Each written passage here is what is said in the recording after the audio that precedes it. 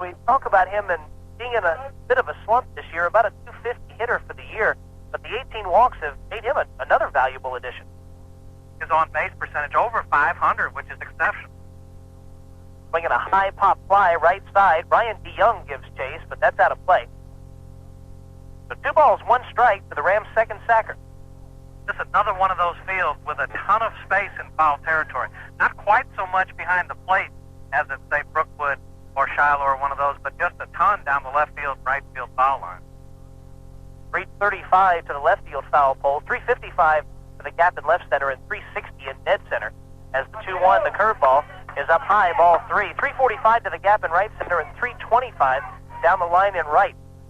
The Rams and Berkmar Patriots here at Berkmar have played some offensive duels. There was a 10-8 game and a 13-10 game played in the last few years. Pitch outside, ball 4. So Ryan Moon receives the base on balls here with 1 out. Another game that had a lot of runs scored, Bill, was in '94. The Rams actually led 10-8 in the 8th inning of that game, but in the 9th inning of that game, but they had to pull the game back to the end of the previous inning because darkness set in and this field did not have lights at that time, so that was a tie. That was a critical for the Rams. They thought they'd come back to win that game, and then only to have it revert back. They probably really shouldn't have started that extra inning. Normally, once you start it, you should finish it. Here's Luke Allen, takes the first pitch, and that one is a strike right down the heart. And once again, about a 6-second delay before the umpire raised the right hand there. You know, I think he's worked in radio. He's used to that 6-second delay. Allen, a left-handed batter, coming in at 355, leads the Rams in that category. Go to first base. Moon is back in. Of course, we're not counting Matt Vaughn, who is 2 for 4 this year. Vaughn has laid claim to the team lead in hitting throughout the year. 2 for 4, and he scored 8 runs. You'll never guess who's been used as a courtesy runner most of the year. Weigel takes a look at the runner at first, brings it home. Allen swinging up the middle. Could be a double play ball. No, it's passed loose in the center field. That's a base hit. So first and second for the Rams here with 1 down. Now you contrast Vaughn and his runs scored with Chris Middlebrooks, who has 14 base hits, 7 walks, a couple of homers. He scored 3 runs this year. And 2 of those, of course, where he brought himself in on the home run. Good job of hitting there by Luke Allen, and that ball had eyes as it snuck between the shortstop loose and the second base bag. Rams with 2 runners on here in the first inning. Speaking of Chris Middlebrooks, here he is. Middlebrooks in a bit of a slump. His last hit was against Mount St. Joseph, a double in the 3rd inning. Since then, he's 0 for his last 8. His average is sitting at 246. A pair of homers and 19 runs driven in. That's good for second on the team behind Allen, who stands at first base taking his lead. Moon is off second. First pitch in the dirt. Nice job by Barrett keeping that in front. Chris put a charge into one Friday night, though, in the Hard Luck Cafe wing ding inning. We thought he had won 100 hot wings for some lucky person, but the ball just hooked foul at the last minute. Probably 5 to 10 feet away from being 100 hot wings for one of our contestants. By the way, we'll have a wing ding inning this afternoon. The Hard Luck Cafe wing ding inning is the top of the 4th. Swinging a hard, high fly ball to right center field on the run and making the catch, a running catch, J.R. Vandereist in center field. What a play from J.R. Vandereist. I think he cut off Brian DeYoung. And tagging at first and headed for second is Luke Allen as the ball gets away, and tagging at third is Moon. Tagging at second, rather. He's at third now, but Vandereist did a good job because I think DeYoung would have dropped that ball, or at least been about 3 or 4 feet in front of him. He looked like he misplayed and was coming across at a bad angle. Vandereist came in behind and did make a good play, got the ball back in. Ryan Moon was tagging all the way going to third. Luke Allen had gone halfway and then went back to the bag. When the ball got away, he alertly went down to second base on the error. Those runners at second and third here with 2 down. Here's Richie Cleary, another man who used a base hit. He was 0 for 3 against Parkview Friday and 0 for 4 against Rockdale last Monday. Takes the first pitch for a ball a little bit high. Had to wait to make sure he wasn't going to pump that right hand in the air. Maybe he thinks he's on TV and he's trying to get the dramatics of the called strike there. Dane Weigel pitching from the stretch with second and third. Brings it home. Cleary bounces one right side. Could be a tough play. Van Buren. Nice play. Good throw at this time. The Newton Rams retired by the Patriots here in the top half of the first. No runs, 1 hit. Rams left 2 men in scoring position. So after half an inning, no score from Wilburn, Georgia and Berkmar High School. You're listening to Newton Ram Baseball on WGFS AM 1430, brought to you by the folks at East Metro Communications, Covington's authorized agent for AirTouch Cellular. It's spring fever at Mayfield Ace Hardware. Just check out these great prices for all your spring cleaning and gardening. Corona 21-inch head shears or Corona 24-inch bypass lopper, your choice, just $19.96. An Ace spring rake, $7.96. A garden weasel cultivator garden claw, $34.96. An Ace folding pruning saw, just $5.97. Or an Ace bypass lopper, just $19.97. It's spring fever at Mayfield Ace Hardware, your headquarters for spring cleaning and gardening. Mayfield Ace Hardware on the Square in Covington. If you're age 60 or better, Newton Federal has created benefits especially for you. Our Now Interest checking account pays current market interest on your entire checking balance, not just part of it, if you maintain a $100 balance. And we offer it to our 60-plus customers with no minimum balance requirements and no monthly maintenance fees. Talk with us today at Newton Federal Savings and Loan, FDIC insured. After all, you deserve the best. Welcome back to Newton Ram Baseball. The Rams had a chance to dump the scoreboard, but came up empty. We head now to the bottom of the first. Here with the play-by-play, Kevin Holden. On the mound for the Newton Rams, Jason Lunsford. Lunsford pitched against the Berkmar Patriots last time these two teams played, giving up only 4 base hits and 2 runs. Only one of those was earned, so Lunsford has earned the starting job where pitchers possibly with more raw talent could have played today. Lunsford's job the last time out gives him the start here. Your lineup for the Berkmar Patriots against Lunsford and the Rams, J.R. Vanderijs leads off in center field. Jeff Lewis plays short, bats second. The pitcher, Dane Weigel, hits third, followed by the DH, Justin Horner. Number 5 batter, Brian DeYoung in right field. Tony Martin at first base hits 6th. The catcher, Michael Barrett, bats 7th, followed by left fielder Matt Eldridge, and the number 9 batter is third baseman Josh Waters. And the Rams look like this. Stephen Hires at first, Ryan Moon at second, Matt Easterday at short, Doyle Baker down at third around the outfield. Jarvis Johnson, the hero of the Parkview game, in left. Luke Allen in center. Big Richie Cleary in right. Chris Middlebrooks behind the dish. And Jason Lunsford, the crafty lefty, works on the mound. Lunsford goes into his wind. The lefty delivers 5 feet in front of the plate. Ball 1. Lunsford comes in with a record of 5-1. His ERA this year 1.16. In 36 innings, 37 hits, 19 walks, and 20 strikeouts. It is 1-0 offering, also in the dirt, ball 2. Bill, I'm impressed with the atmosphere here this year. The Berkmar Patriot fans and parents understand how important this game is, and those stands are packed. And also on the Newton side, we've got a full house, too, so the Ram fans still supporting their team. Game means a lot to both teams. The wind and the 2-0 pitch. In the dirt, ball 3. Lunsford having trouble finding the strike zone to start off here, and we were noticing that in his warm-up throws in the bullpen, he had some trouble. And Jason has to be right around that strike zone. With the way he throws, if he's having problems with the strike zone, it could be a short outing for him. 3-0 pitch. Ball 4. No, strike 1. The runner had taken 5 steps to first base and flipped the bat away. It's 3-1. And like us, J.R. Vanderijs believed that since he didn't see anything from the umpire, he thought it was ball 4. 3-1 the count. Vanderijs, the center fielder, digs in a right-handed batter. Lunsford winds and brings the 3-1 home. Bounced up the first baseline. That'll roll foul and make it full, 3-2. And Lunsford, a good job of pouncing on that ball just as it rolls foul. Good pitch by Jason Lunsford at 3-1. Came in with the off-speed breaking ball. Vanderijs was fooled by it, barely nubbed it. Fortunately for the Rams, it did trickle foul because I don't think they would have gotten the speedy Vanderijs down at first base. Last time these two teams played, Vanderijs was 0 for 4. He did score a run, reaching on a fielder's choice, stealing second, then scoring on the single by Weigel. So, no doubt about it, this young man has some speed. 3-2 pitch, bounced one hopper right back to the mound. Lunsford to first, and you've got the first out. And Lunsford recovered well after throwing the first 3 pitches in front of home plate. That's true. I think that's going to be a big confidence builder for Jason. You can see it as he snagged that ground ball. The first pitch here coming to the next hitter, Jeff Luce, will be an important one, too, but he did come back strong after bouncing 3 up there. Lunsford is probably the softest thrower on this team in terms of speed, but he mixes his location and his movement very well. First pitch, low and outside, ball 1, did not miss by much. Jeff Luce, last time against the Newton Rams. We'll get that for you in just a moment. the wind, and Jason Lunsford comes home. Base hit, clean one to left field, right by Doyle Baker.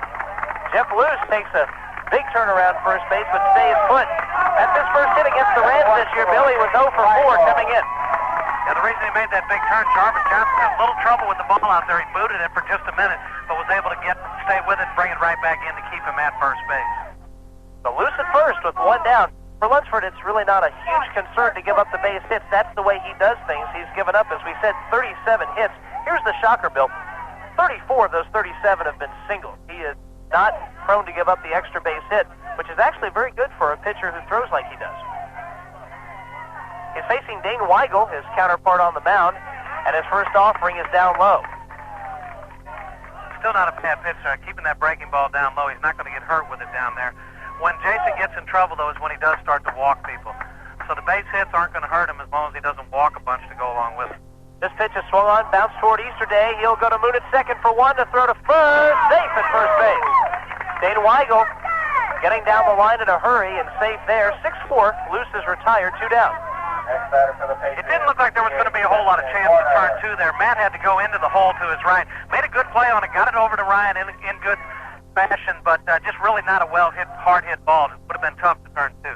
Would have taken perhaps you or me running to be able to turn two on that one. Well, they would have easily turned two on us. Easterday wears number 8 at shortstop, reminiscent of another number 8 who plays for the Baltimore Orioles. You might know it. Runner heads for first, but they were... Throw goes to first, rather. Runner heads for second, and he is caught stealing at second base. Dane Weigel is standing on the second base bag right now. They're going to give him second. I think a balk has been called on Jason Lunsford. The runner was headed for second. Lunsford went to first, and a balk was called on him, so Weigel had to slide in needlessly. He's at second base. Yeah, they had him out on the play, but I believe the home plate umpire called the balk. Second balk this year called on Lunsford. Well, we thought they had him at second base, but no such luck. Weigel taking his lead away, now in scoring position with the cleanup man up there. Pitch in the dirt. Middlebrooks keeps it in front. 1-0 to Justin Horner. You might remember the name Justin Horner. Pitched against the Rams last time out, giving up only 1 run on 6 hits. Kind of surprised. We thought we might see him on the hill here again today with the low, tantalizing stuff he had. Of course, as a righty, he's a junker. If he was a lefty, he'd be crap, right? Exactly. That's baseball terminology right there. Now, see, Lunsford, who doesn't throw very hard but throws a lot of off-speed stuff, is known as crafty. That's right, because he throws from the left side. And right now in the major leagues, if you can breathe and throw left-handed, you've got a job. Pitching in the major leagues, there are so many young pitchers up there right now, and pitchers who don't know how to throw inside. That. Then you've got Rick Honeycutt, who throws from the left side, still pitching in the major league.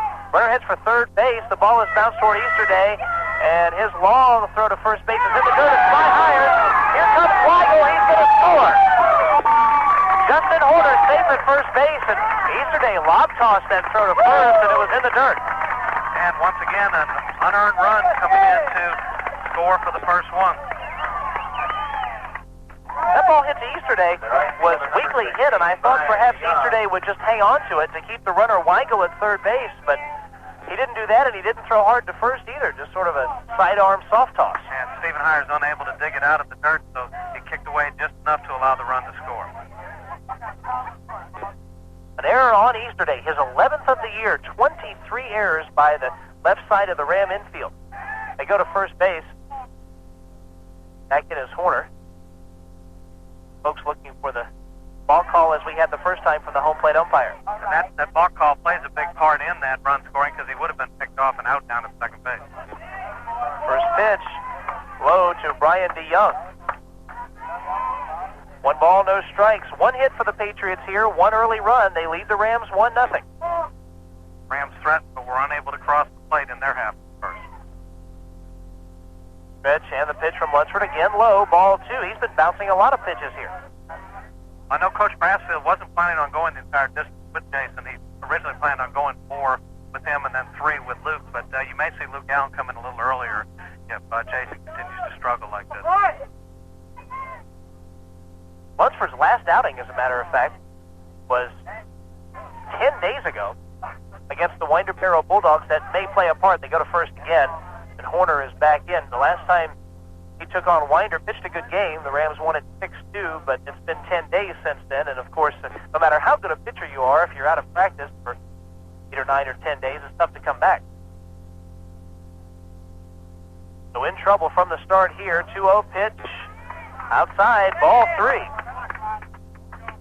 And you know Lunsford's in trouble when he's falling behind hitters with that sort of count.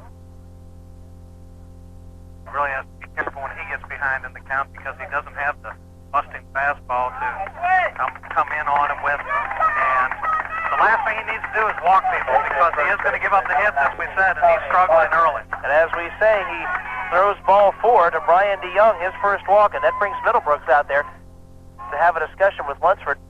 Joe Brassfield standing over on the third base side, and I think he's going to go visit Lunsford here, try to calm the young man down. Things have kind of fallen apart for the Rams here in the first with the error and the walk and that sort of thing. Don't know what it is about playing at Berkmar High School that does this to the Rams, but every year, no matter what kind of team the Rams have, they come here and they struggle. Hopefully, this is just some first-inning jitters. You would have really liked to have seen the Rams score a couple runs in their half first when they had a chance to, but unfortunately, they stranded 2. However, that was better chances than they had pretty much that entire whole first Berkmar game at Riverside. Coach Brassfield went a little easier on Jason there than he usually does. He's been known to get very demonstrative when he goes out to the mound to talk to Lunsford, but I think Mr. Middlebrooks, he looked like he was giving him some stern words out there as it was. Well, Lunsford with 2 on and 2 down faces Tony Martin, Berkmar's first baseman. Another right-handed batter facing the lefty Lunsford. Stretch first pitch from Lunsford, again low, ball 1. Jason really needs to settle down and just concentrate on this hitter here and go ahead and get out of the inning without any further damage being done. As you know, Bill, Lunsford makes a living out of keeping the ball down in the strike zone and not throwing the high fat pitch, but a little too low here in the first with most of them. And as we say it, he misses up high.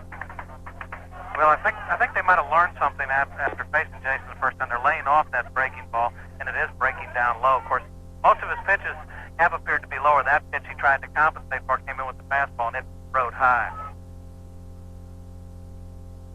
Middlebrooks setting up. Runner's fake going. Again low with the fastball. 3 balls, no strikes to Tony Martin, and Luke Allen in center field had better be ready. We may have to go to him earlier in this game than we thought. And this obviously is not Jason Lunsford we've seen pitch here. Really struggling early on. 3-0, that's right down the heart. Strike 1. About a 4-second delay that time, Neil. The 7 was right down the pipe. He came up a little quicker on that one. No suspense with that one. 3-1 pitch on the way. Runners going. It's grounded hard towards short. Easterday takes it and falls out of the mitt. Gonna throw, but they don't get him at first base. So some troubles on the mound and some troubles on the left side of the infield have given Berkmar a huge scoring chance here with 2 down. Another error on Easterday. That ball would have been an easy force play at second base. Matt let the runner breaking in front of him. The runners were off on 3-1. At least the runner off second was. And it distracted Easterday for just a minute to where he let the ball pop out of his glove. And Jason Lunsford and the Rams are in deep trouble right now. Easterday now with 12 errors this year ties him with Doyle Baker for the team lead. So as we repeat, 24 of the Ram 44 errors come from those 2 positions. Rams have been very steady on the right side. Ryan Moon is still errorless, knock on wood, for the 1996 season. And Hires at first base has only made a handful, 3 errors as a matter of fact. So Rams have had no trouble over there. Here's Michael Barrett. Lunsford will go with the windup here. And his first pitch is strike called outside corner. Must have heard something there from the umpire. I didn't quite hear it, and I was waiting for the hand to pump up. 1 earphone on and 1 earphone off. I think I've finally solved this little dilemma here. Wind and the 0-1 pitch. Swing and a miss, and there's that changeup, and Lunsford threw that in a great spot. A little higher than the low pitches he's been throwing. But what really set that up was the first pitch for the strike, because the hitter had to be protecting it, and he went after a pitch that ended up out of the strike zone. Now with an 0-2 count. To a crucial batter in the game. They miss outside and low, 1-2. Not a bad 0-2 pitch. No, it's a good purpose pitch right there. What you don't want to do is groove a pitch on 0-2 and Jason didn't do it. He put it in a position where the hitter might swing at it, but he didn't. 1-2 pitch in the dirt. Ball 2. Middlebrooks keeping that one in front of him and keeping the runners where they are. Justin Horner at third, Brian DeYoung at second, Tony Martin at first. This is really not a situation that Jason wants to be in. The sack's jammed and deep in the count where he's got to come into the hitter. He winds, and number 22 brings the 2-2 pitch home. Ball 3 low. Well, we'll see the merry-go-round here with 2 outs and a 3-2 count on Michael Barrett. Berkmar has sent 7 to the plate. Brassfield appears to be chewing on his nails over there, not quite sure what to think here. The wind, the payoff pitch, swing and a miss. Perhaps a little low in the strike zone, but the crowd cheers seemed to encourage the umpire to raise the right hand, so he did finally after about 12 seconds that time, I believe. 1 ball, 2 strikes, 2 down. Here's the pitch, swings and misses at the curveball. That was probably the best curveball that Weigel has thrown in 2 innings. He gets Baker, and the Rams go 1-2-3. We head for the bottom half of inning number 2, 1-0. The Patriots lead the Newton Rams in 8 Quad A South last regular season game. Newton Ram baseball on WGFS, brought to you in part by East Metro Communications, Covington's authorized agent for AirTouch Cellular. If this is the year you look seriously at a lawn and garden tractor, we invite you to look at the solid Toro Wheel Horse 260 Series tractors. They're at Coast to Coast Home and Auto. Power, performance, comfort, and styling all come together in this value-packed machine. Here's what you get: a 14 or 16 horsepower Toro Power Plus engine, a choice of 4 mowing decks ranging from 38 to 48 inches. Also available is the exclusive Toro Recycler deck that gives you a beautiful lawn without bagging. You can even till, plow, or throw snow using the unique Toro Attach-O-Matic hitch system that lets you hook up attachments easily without tools. The Toro 260 series of lawn and garden tractors. Come see us today at Coast to Coast Home and Auto. Come see the Toro 260 series of lawn and garden tractors today. Coast to Coast Home and Auto in downtown Covington.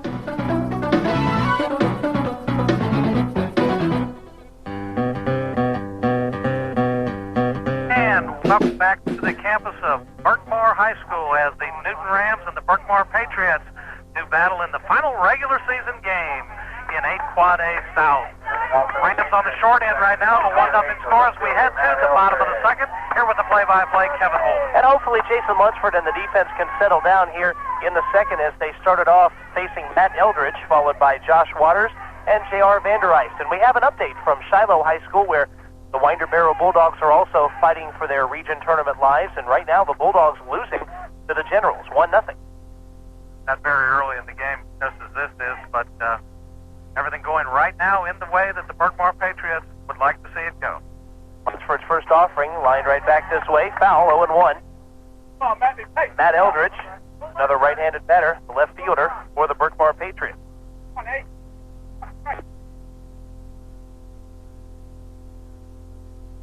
There it was, 2 for 3, reaching base every time against Lunsford last time out, so he had Lunsford figured out. Pitch outside to him, 1 ball, 1 strike. He had 2 of Berkmar's 4 hits, the other 2 from Dane Weigel. Lunsford still doesn't appear to be as sharp as he has been in his previous time. There's a swing and a ground ball. Third baseman Doyle Baker has it. His throw is right on target, and that's out number 1. Well, that time we got to see the good side of Doyle Baker. They fielded cleanly, came up, made a perfect, strong throw. Stephen Ayers didn't even hardly have to reach out, throw right at chest level. That's the textbook way to do it, and quickly 1 out. Baker doesn't want to retake the lead in errors for the year. That's what it is. Now that Easter Day has tied him with 12 apiece, they may be in a race here to see who has the fewest errors. Josh Waters digs in and takes the first pitch low. Another one in the dirt. Well, I would love to see that end up as a tie at 12 apiece for the rest of the season. Meaning that neither would make another error the rest of the way. 1-0 pitch, fastball outside. So he's behind the number 9 batter, 2-0.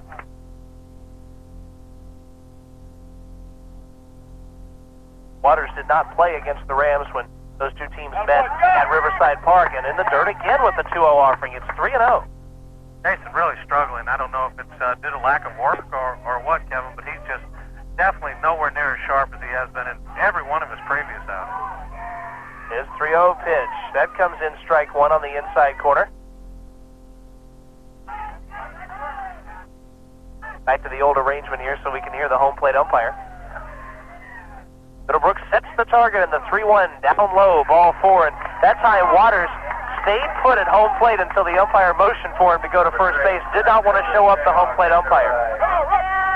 That pitch very close to being a strike, right around the knee level, and certainly no lower than the pitch that was called a strike on Doyle Baker in the previous. So 2 walks for Lunsford in the first inning and a third here. He's also struck out a batter. That was a very critical strikeout to end that first inning. Stretching first pitch popped up high to center field, but Allen is there. He's under it and has it for out number 2. That's one man who has played a steady center field. Luke Allen has been a huge force for these Rams. He's made some great plays out there. You don't find a high school center fielder with much better range and the ability and jump on the ball as Luke Allen. He goes and gets just about everything hit out there.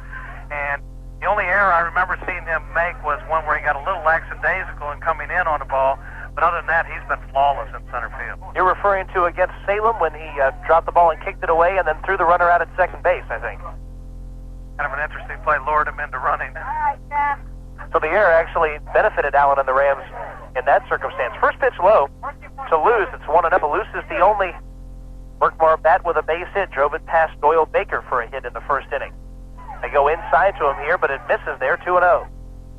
Once again, Jason falling behind the count. That's where he doesn't want to be. Jason, in previous games, worked ahead in the count, worked quickly, and was able to retire hitters. Waters with a fair-sized lead at first base. Pitch is on the way, a swing and a miss. Luce had bailed out. I don't think he was expecting that off-speed. Good pitch, tough pitch to throw at 2-0. Then you start thinking when a pitcher struggles, he's going to have to come in with the number 1, but Jason with an off-speed breaking ball. That's called confidence in your off-speed pitch when you can do that. Stretch from Lunsford. He brings home the 2-1. In the dirt, it bounces away from Middlebrooks, and Waters moves up 90 feet. And so he's in scoring position, but again with 2 down. And Jason Lunsford tapped himself on the chest to his catcher, letting him know he knew it was his fault, that it was his wild pitch that bounced up there. But once again, Jason in trouble. Runner down at second base and 3-1 count on the hitter. This outing reminds me a lot more of his outing against Forest Park than it does any of his other outings. 3-1, ball 4 low. Against Forest Park, the uncharacteristic wildness of Lunsford are actually blowing away some of the hitters and walking many others. He had 8 walks, 8 strikeouts, and 4 wild pitches, and that's nowhere near what we'd expect from Lunsford, but he looks a lot like that today. And had a no-hitter going while he was in there. Didn't allow a hit for 5 innings up there. And the only difference between Forest Park and here is Berkmar has a run on the scoreboard. Forest Park did not, and Berkmar had 1 hit where Forest Park had none. Dean Weigel swings at the first pitch, and that's going to be into left field for a base hit. They hold Waters at third base, and Johnson with a good throw. Josh Waters would have been dead at the plate, but Jarvis Johnson making a good throw. I didn't realize Jarvis had such a good strong arm. That was a perfect one-hop shot to Chris Middlebrooks, and that runner would have been dead at the plate.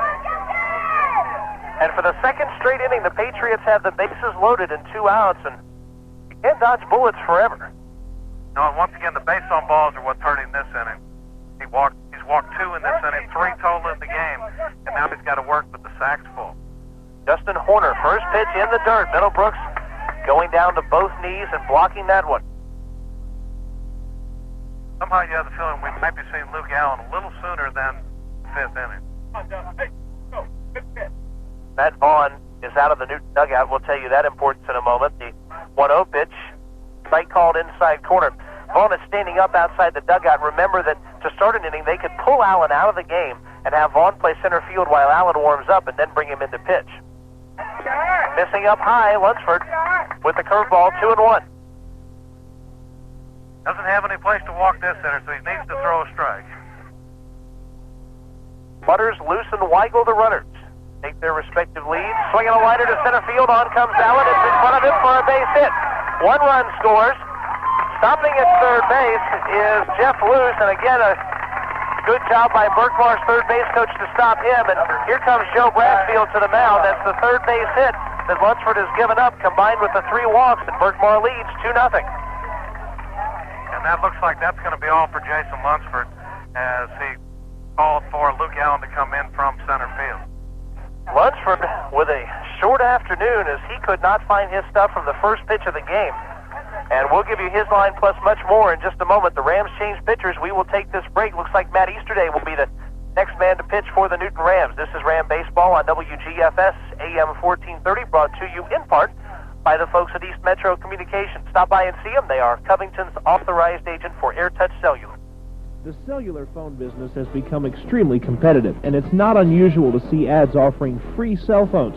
What gets the consumer's attention these days is an affordable rate plan. Well, if that's what you're waiting for, then listen up. Right now at East Metro Communications, you can get a free cell phone, no connect fee, and cellular service for $14 per month. And that includes 20 minutes of off-peak airtime. That's right, I said $14 and 20 minutes free off-peak airtime. This offer expires April 30th. So go by East Metro Communications, this area's oldest authorized agent for AirTouch Cellular. They're located a quarter-mile east of Newton General on Highway 278, or give them a call at 786-6796. Certain restrictions apply, cannot be combined with any other offer. At Hardy's Floor Covering and Supplies, we've got you covered with vinyl, wallpaper, carpet, wood, parquet, VCT tile, interior design service, carpet cleaning service, and blinds. They're the largest and most complete carpet store serving Newton, Rockdale, and Morgan counties, Lake Oconee, and surrounding areas.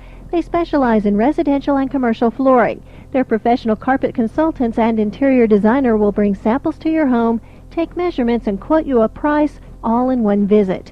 Call them, Hardy's Floor Covering and Supplies, 786-9245, 786-9245, or in Madison, 342-3869. 342-3869. Hardy's Floor Covering and Supplies. And welcome back to Newton Ram Baseball. It was a day Jason Lunsford finally didn't have it. He was called upon many times this year by Coach Brassfield and came up with big efforts. Today, the little lefty just didn't quite have it, Kevin, and he's been knocked out of the box in the second inning, and Matt Easterday in to try to put out the fire here. Here's the line on Jason Lunsford, Bill. 1 1/3 innings, 13 batters faced. So far, 2 runs, 1 earned. Remember that there are 3 men on base, all his responsibility. 3 hits, 3 walks, and 1 strikeout. And for Lunsford, easily his worst outing of 1996 as he, from the first pitch, was bouncing stuff in front of home plate. You could sense he was in trouble. Easterday is on. First pitch curveball. That's a strike. 0-1 to Brian DeYoung. DeYoung received the base on balls his last time. That's really what hurt Jason was the 3 bases on balls. In fact, the run that scored, the run down at third base were from the free pass. Strike called on the fastball at the knee. So it's 0-2, and Easterday coming in and quickly getting ahead, throwing strike. That's what he needs to do in this situation. Of course, he's got the advantage coming in, throwing much harder than Jason. 0-2 pitch off the plate with the fastball. Looking to get him to chase the pitch off the outside corner. Good purpose, but you never want to groove an 0-2 pitch. Just keep it just off the plate where you might get him to go fishing. 1-2, winding the pitch. Past Middlebrooks, back to the screen. Easterday threw the fastball in the dirt. They tag him, and he's safe at home plate. Jeff Lewis has scored on the wild pitch. It's now 3-0. The Patriots lead. Very, very close play there at the plate. Matt Easterday thought they had him at the plate, but it was umpire emphatically waving yes, and just a real bad time for Matt to bounce one up there. Charge that run to Jason Lunsford, unfortunately. I think he gripped the fastball. Easterday did a little bit too tightly because that bounced well in front of home plate. Chris Middlebrooks hurried quickly to the backstop, made a good strong throw, and they just missed him at the plate. 2-2 pitch, curveball, just got a piece of it. Bounced off of Middlebrooks' mitt and back to the screen, and Middlebrooks will give chase to it. Looks like it might have got a piece of the meat of the throwing hand there, too, as he was checking it off. Hopefully Chris all right. That's somebody they need in this lineup. And he'll go out and talk to Easterday here with a 2-2 count. Probably more so to take off his own injury as much as anything else, but also to get the sign straight with Easterday. May have been crossed up on that last pitch. Certainly not the same-looking Rams team that we saw play Friday night. 3-0. The Patriots lead only in the second. Rams 2-1 winners against Parkview, a former top 10 team, on Friday. Certainly a much different team, as you said, Bill. 2-2 fastball. Swung on and popped up. It'll bounce out of play over in the bleachers of the Berkmar football stadium. 2 balls, 2 strikes, 2 down. Berkmar has pushed 2 across here. Wind and the pitch. It is lined hard toward the right side, but it'll also fall out of play as Cleary watches it fall. Randy Young seems to be timing Matt's fastball pretty well here. This probably be a pretty good spot for a straight change or a good hook. And Easterday has a very good hook. Curveball many times is his outfit. Stretch the 2-2. Fastball hit hard to left field. Johnson, though, in his tracks will make the catch. The Patriots are retired. Well hit off of Easterday, but Johnson made the catch. 2 runs for the Berkmar Patriots, both earned. Patriots had 2 hits, no Ram errors, but 2 Berkmar runners left on base. 3-0. Berkmar leads the Rams. We head for inning number 3. Ram Baseball live on WGFS, AM 1430. And again, we want to thank East Metro Communications for the job they've done, allowing us to bring you the Rams on the road the last several years. It's spring fever at Mayfield Ace Hardware. Just check out these great prices for all your spring cleaning and gardening. Corona 21-inch head shears or Corona 24-inch bypass lopper, your choice, just $19.96. An Ace spring rake, $7.96. A Garden Weasel cultivator garden claw, $34.96. An Ace folding pruning saw, just $5.97. Or an Ace bypass lopper, just $19.97. It's spring fever at Mayfield Ace Hardware, your headquarters for spring cleaning and gardening. Mayfield Ace Hardware on the Square in Covington. Aside from choosing the right home, it's important to choose the right mortgage loan. At Newton Federal Savings and Loan, we're putting today's low rates together with prompt hometown service in offering special construction perm loans with one-time closing, conventional and balloon mortgages, and more. And servicing of your loan remains right here, too. Newton Federal Savings and Loan, 3175 Highway 278, Covington. FDIC insured and equal housing lender. Berkmar High School, as the Newton Rams have dug themselves into quite a hole. Here's the man to try to dig them out of it as we head to the top of the third, Mr. Kevin Holden. All right, Bill Dolan, thank you very much, and we'll begin the digging with Jarvis Johnson. He's got the lead spade, followed by Matt Easterday and Ryan Moon. Jarvis Johnson, last time out against the Berkmar Patriots, adding in the number 7 spot in the order. We'll get to that in just a moment. Had 1 hit against the Patriots last time. First pitch, he takes low and inside, ball 1. No, make it strike 1. At the knees on the inside corner. We've had a fun time with balls and strikes today, Bill. It's really hard to tell with this umpire. Weigel winds and he delivers, and that is strike 2 at the knees on the outside corner. So Weigel throwing to good spots. Or at least the umpire is calling it as such. Johnson coming in .333 for the year. No homers, but 7 runs driven in. Swings and bounces 1 down the first base side. Didn't see where the ball was, but it rolled foul. Kind of a dangerous thing Jarvis Stain put in the batter's box. Once he saw the ball hit, he started to run, but then noticed it was well foul. Berkmar with a run in the first and 2 more in the second. Rams coming out kind of flat defensively, and Lunsford having trouble finding the strike zone, and he's not the type that can blow people away. When he has troubles with his control, he's going to get hit hard. 0-2 pitch outside with the fastball. And the base on balls really proved to be his undoing, as 2 of them scored that last inning, the 2 that he walked, and that really added to his woes. Another pitch outside to Jarvis Johnson. Closed the book on Lunsford, giving up 3 runs, 2 earned in an inning and a third. Inning and 2/3 make that. 3 walks, 1 strikeout. He gave up 3 hits. 2-2 to Johnson, also high and a little bit outside, so 3-2. Jarvis with 12 base on balls this season, in reduced number of at-bats than some of the other players. He's among the team leaders on walks, so pretty good eye for the strike zone for the young man. I'll tell you, Johnson's underrated out of that 9 spot. 3-2, outside, ball 4. I'll tell you why, is because Jarvis Johnson started this year as a leadoff batter. And out of your number 9 batter, if you've got speed in that spot in the order, and he draws base on balls such as that, you can have him reach base, and you already have speed. He's like a second leadoff man. Now with Easterday, a good contact hitter up there, you've got speed at first base, just like having a 1 and 2 man there. That's right. If you remember last year, Matt Easterday hit the 9-hole the entire year, and now this year he's just moved up one slot to the leadoff. Of course, next year we'll have a little competition. Both of them are juniors, so they'll both be back. Swinging a liner to the right side. Base hit for Matt Easterday. It was hit so hard that Johnson will have to stay put as the right fielder uncorks quite a throw to third base. Brian DeYoung with a line shot to third base. Good thing Jarvis Johnson stayed put. Outfielders making some great throws this afternoon. And unfortunately, well, a good job actually of base running by Jarvis because the ball almost hit him. He was able to stop, let the ball go through. Ball really tagged by Matt Easterday. And Brian Moon with a chance to get some runs back for his teammates here.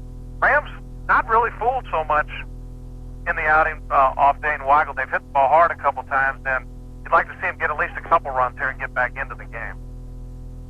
If they can win this game, they'll have the third highest winning percentage in the regular season in the history of Newton High School. Only the 79 and 75 Rams did better, and of course the 79 Rams won the state championship. Moon takes the first pitch, a fastball, well outside the strike zone. And of course, if they can win that 20th game, they'll become only the second team in history to win 20 regular season games. And they will have a better record than the other team that did it. The 89 Rams were 20-5. Pitcher sets up inside here. The 1-0 pitch was on the outside part, and that's a strike at the corner. I believe that 89 team also had a player by the name of Hires on it.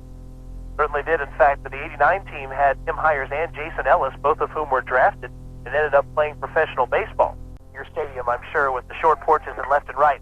There's a swing and a hopper up the middle. Second baseman ranging. Flips to his shortstop. They got Easterday, but everybody else is safe. And almost a dangerous play from Jeff Van Buren. I thought he might just step on the bag, but his flip was kind of high. Kind of, like you say, a dangerous play. Matt Easterday almost got in ahead of it, but good thing to happen for the Rams because they've got him at the corners now. So Luke Allen had a good solid base hit his first time. I'd like to see him find that gap out there in right center.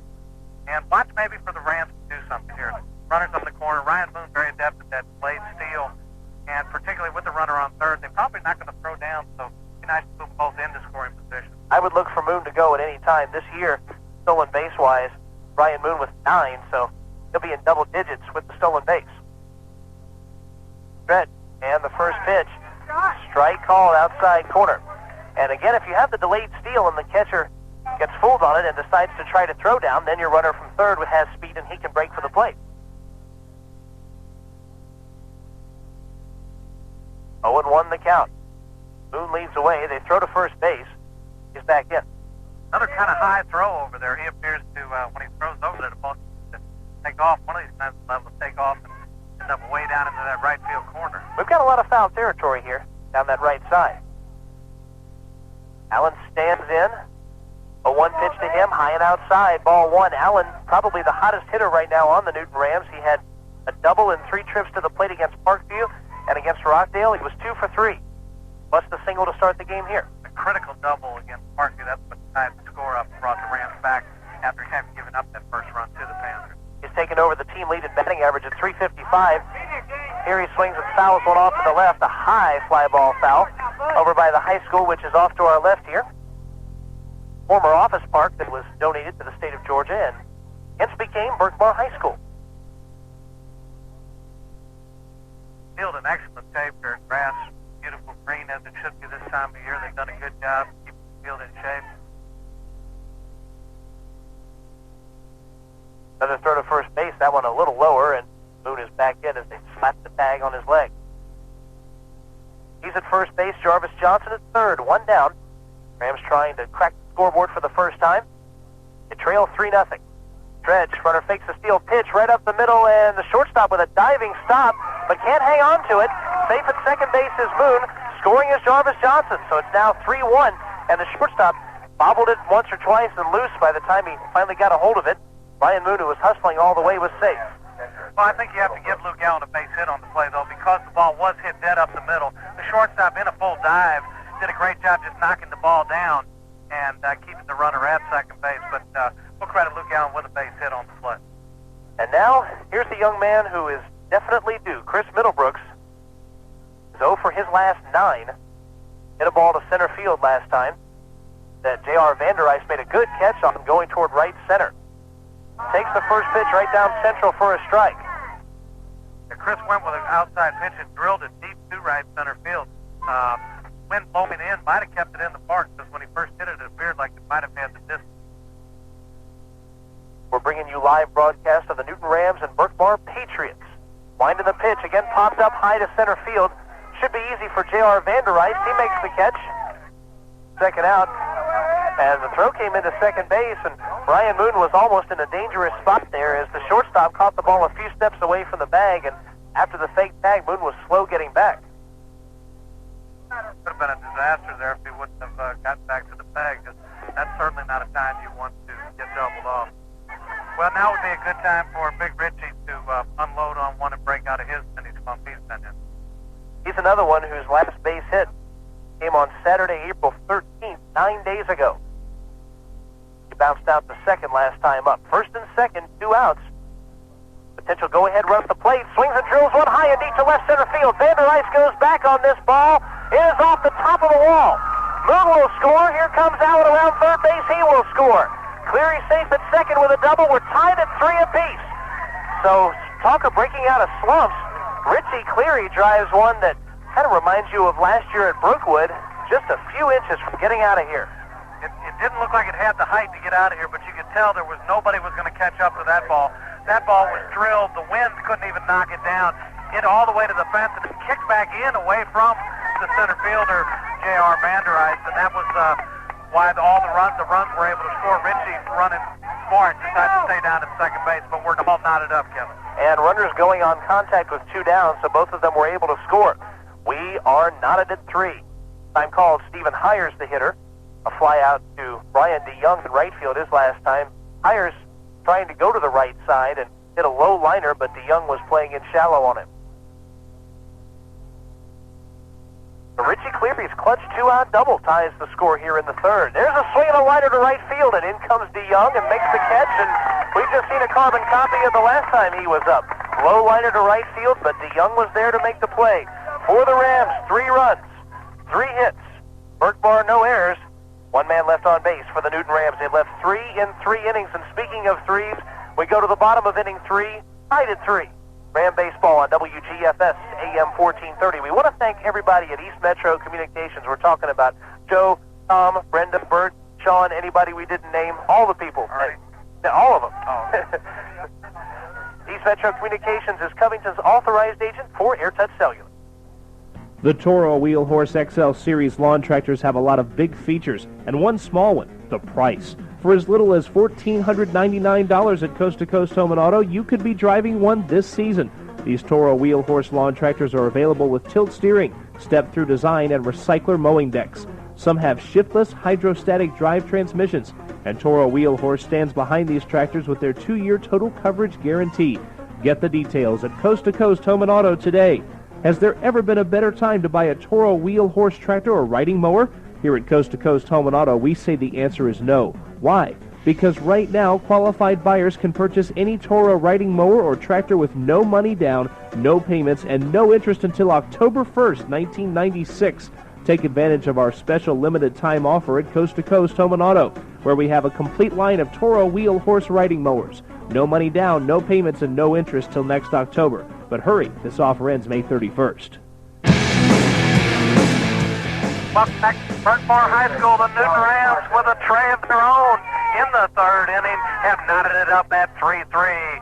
No more exciting baseball than 8 Quad A South. Here with the play-by-play in the bottom of the third, Kevin Holden. Bill Dolan, do you have the impression we're going to have another one of those seesaw battles up here? But you can't get much more seesaw than tree right now.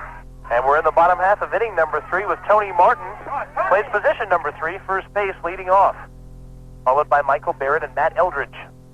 Martin reached on Easterday's error last time, so Easterday now pitching would like to retire him, I'm sure. First pitch curveball missing high. Wonder if Coach Brassfield still intends to go to Luke for a couple innings. Maybe he didn't want to go too many innings because of the playoffs coming up. Fastball drilled deep and far to left field. It's a foul ball. That ball was hit 1.5 miles, and Easterday's inside fastball, Berkmar is turning on it and driving it hard. Matt not really fooling him with the fastball. He's going to have to change his speeds a little bit more and try to get that curveball working a little better for him. 1-1 pitch. They go with the curveball, low and away. Ball 2. I wouldn't be surprised to see Easterday, if he throws the fastball, come farther toward the outside corner with it, because they've hit him hard when he's come in with it. 2-1 pitch, fastball outside. Behind Martin, 3-1. Nobody out here in the bottom half of the third. Top of the fourth is the Hard Luck Cafe Wing Ding inning. 100 Hot Wings could go to a lucky winner in that inning. 3-1 pitch, curveball in the dirt, ball 4. So Matt Easterday starts by walking the leadoff man, and you get the feeling, Bill, it's not going to be an easy day for any Ram pitcher. It just doesn't seem to be. Jason Lunsford, of course, was by far his worst outing of the year, and Matt Easterday not exactly fooling the hitters. Got out of trouble, but the ball that for the third out was well hit to Jarvis Johnson, who happened to be playing him perfectly and made a good play on it. The Martin at first base, no one down. Michael Barrett struck out his first time. In fact, he's the only Patriot batter the Rams have managed to strike out in 2+ innings. Wind and pitch, they're bunting, but a pop fly, foul, third base side. Baker was playing in, but not far enough to make the catch. Of course, had he been able to come up with that catch, that would have been an easy double play because the runner, Martin, was already a long ways off of first base. Third base coach for the Patriots going through his set of signals. Number 6 batter taking his lead away at first base. Kind of a big guy down there, throw over, but he's back in. Winder Barrow Bulldogs, Bill, and the Shiloh Generals going head-to-head, and we'll give you an update of that as soon as we get it. Of course, Berkmar and Winder Barrow fighting for the number 3 seed in 8 Quad A South. Pitch in the dirt, ball 1. Middlebrooks keeps it in front. Good job by Chris Middlebrooks. If there is any chance that Michael Barrett's going to be bunting here, what Matt Easterday wants to do, of course, is come in high and hard. The worst pitch that he could throw would be a breaking ball down, because that's the easiest pitch to bunt. A high fastball up about eye level is very difficult to bunt, particularly if the runner breaking. You can end up with some things happening, or you can get that pop-up double play. 1-1, he's going on the curveball. It's bounced to Baker, looks at second, goes to first, and they got the out there. So having Martin going on the pitch keeps the Patriots out of the double play. I don't really know if they would have been able to turn the double play, but it certainly took the force out of play. And Doyle looked down there and then wisely threw it first and made a good play again. So 1 down, facing the 8 and 9 batters. Easterday may be able to get out of this. Of course, Josh Waters walked and came around to score. He's on deck. First, though, Matt Eldridge, who bounced out to Baker last time. So basically, Matt just needs to worry about these 8 and 9 hitters. They're not hitting 8 and 9 because they're leading around to the top of the order, you think, based on what we've seen in the past. So just forget the runner and go ahead and work on the hitters and get out of this inning. With him in scoring position, they can play with him a little bit out there, but not much. First pitch, curveball in the dirt. Middlebrooks is the busy man keeping pitches in front. By the way, Matt Vaughn is the Rams shortstop since Easterday is into pitch. We've seen him play a little bit at shortstop out there, and seems to not hurt the Rams when he's been in there. Stretch. Matt Easterday looks at second. He comes home, and that's outside. So behind the hitter now, 2 balls, no strikes. This umpire appears to be more of a hitter's umpire, not a big strike zone. After a leadoff walk, Martin advanced to second on the ground out. He's there, and the 2-0 pitch, the curveball, that's a strike. Dropped it right in.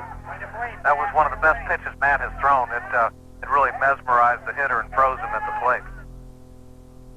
So now that he's had the chance to see the curveball, might he come in with a fastball? I'd like to see him bust him right in on the hands with it. Fastball outside, 3 balls, 1 strike.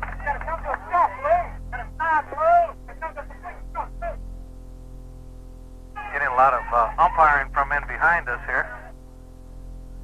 An exciting atmosphere here, very much like a playoff game. You almost feel like you're in the region tournament or even the state playoffs this afternoon. Berkmar fighting for their baseball lives in 96. 3-1 pitch is low, ball 4. Easterday has walked the second man of this inning. 2 walks in the second led to 2 Berkmar runs.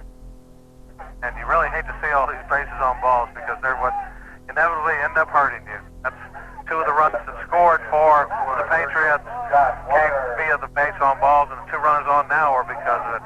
And anything can happen now with runs at first and second. You may see Waters attempt to sacrifice to move the runners over the top of the order coming up, or some kind of a hit-run play or something. Anything getting people moving around could cause problems and end up getting another run across for them.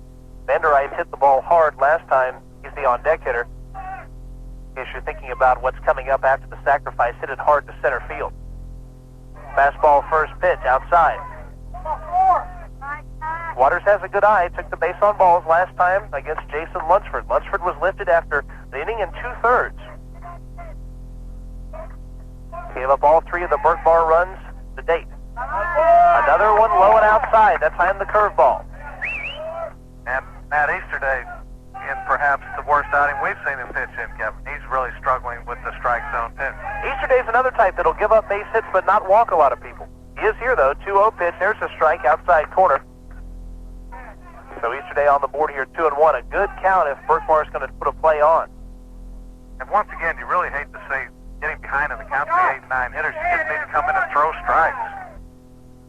2-1 pitch. A strike called at the knees outside corner, and the reaction from the Berkmar fans. Kind of comparable to some of the calls we saw going the other way, so he has called that pitch a strike on previous. 2 balls, 2 strikes. Huge batter here for Easterday. If he can retire him, he'll face the leadoff man, but with 2 down, it's a lot easier. That one just off the outside part. Full count, 3-2. Now that one appeared to be more of a strike than the one before it, so perhaps a little compensation there. Well, of course, the home plate umpire did hear it from the Berkmar Patriot fans after that last one. Full count, 1 down. It's bounced over into the Berkmar dugout, and they go sprawling. Little wake-up call sent to the first base dugout. The fans here right behind home plate, so I'm sure the umpire is able to hear many of their comments. And Ryan Moon and Chris Middlebrooks and Matt Easterday are going to have a mini conference here. Not sure what Moon has spotted, but whatever it is, he had to relay it to his pitcher and catcher. Of course, when we come to bat in the top of the 4th, the Hard Luck Cafe wing-ding inning. Somebody with a chance to win 100 hot wings.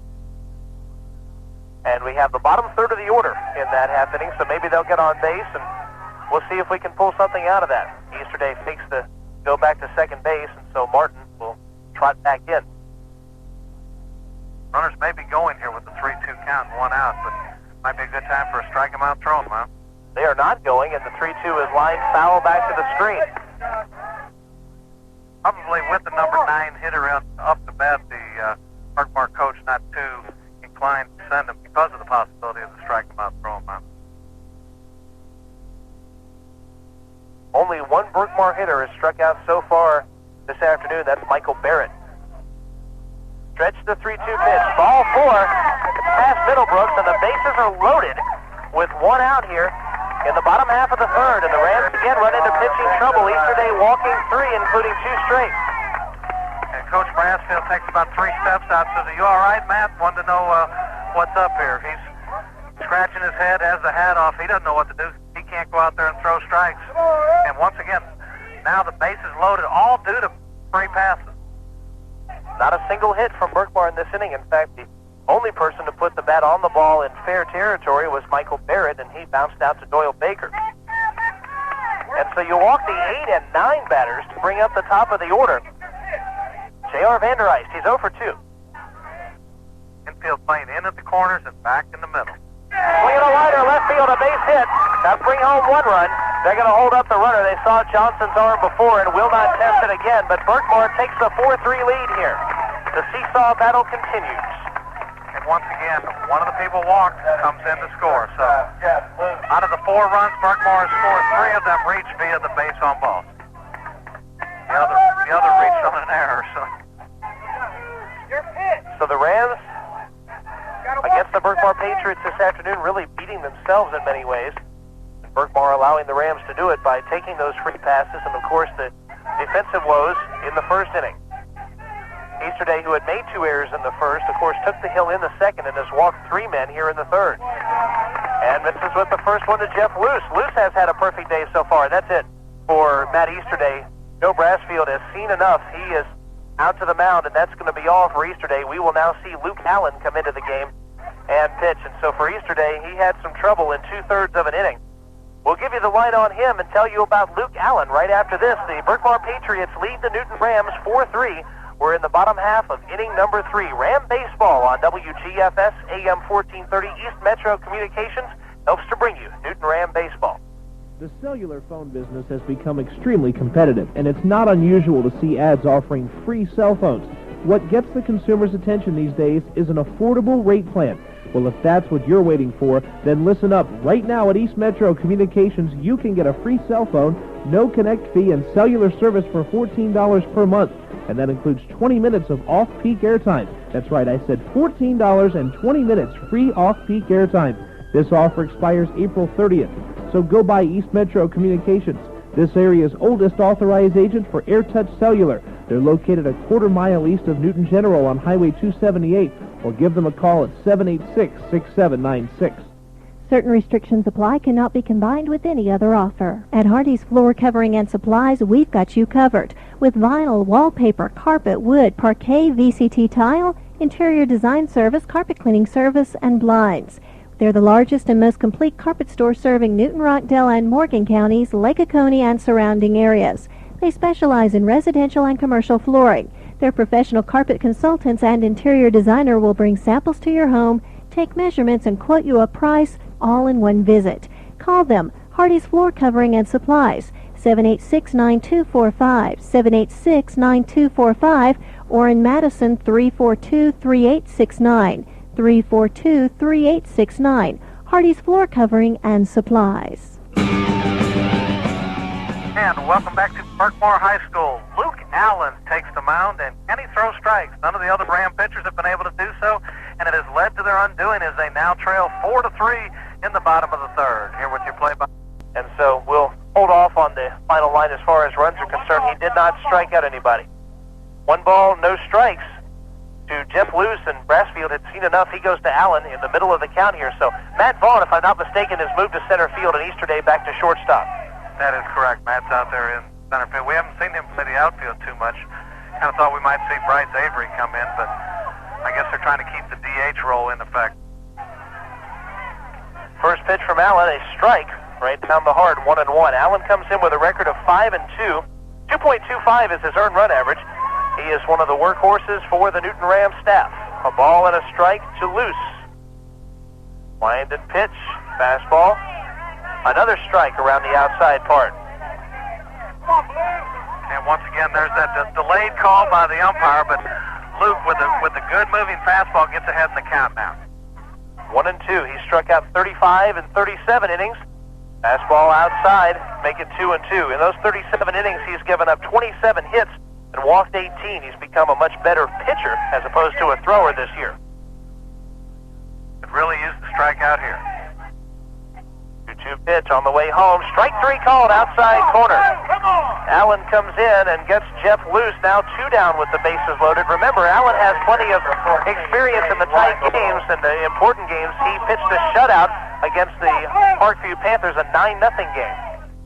And hit the 3-run homer to give them the lead, and that game-winning RBI and a complete game shutout. And didn't really have his good stuff there. He appears to have much better stuff today than he did that day, actually.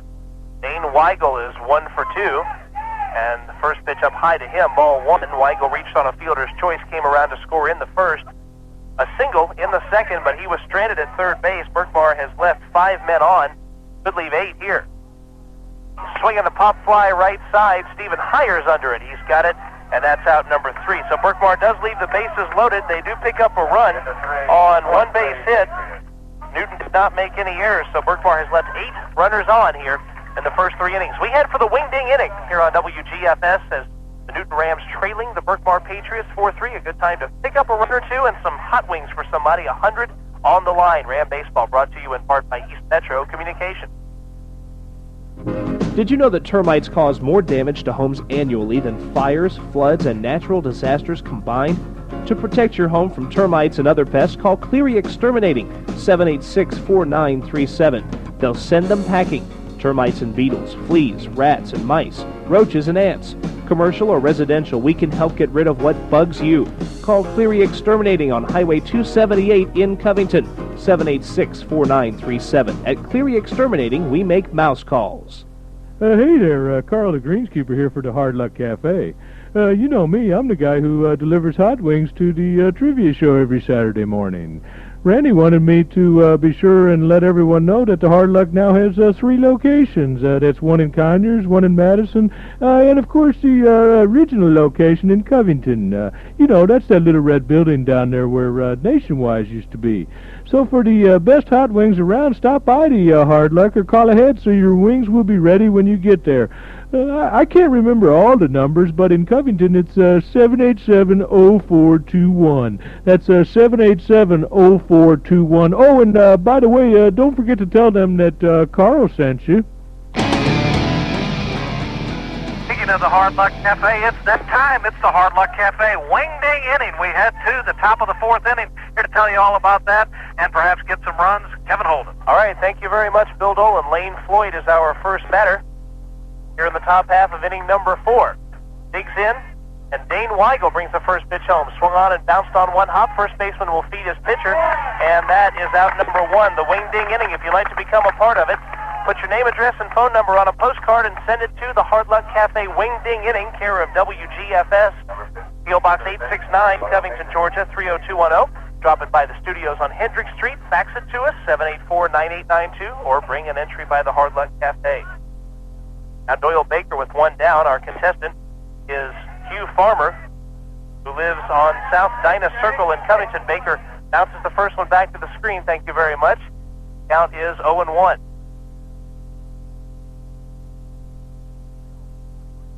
Rams trail 4-3 here in the top half of inning number 4, but of course a home run in addition to at least tying the score would give 100 hot wings to somebody. So we hope to see it happen. In the dirt with the fastball outside, it's 1-1, and it'd be a good thing for it to happen too. We haven't given away any hot wings this year in the wing ding inning.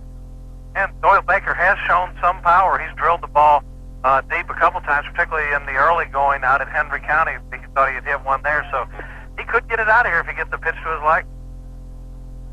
Takes the fastball high and tight. Weigel having some trouble with his control here to start the 4th.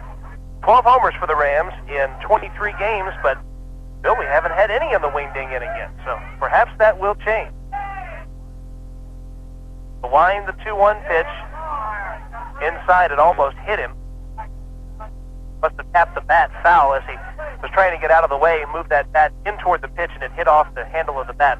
Tough break there to get a foul on a pitch you're trying to dive out of the way on.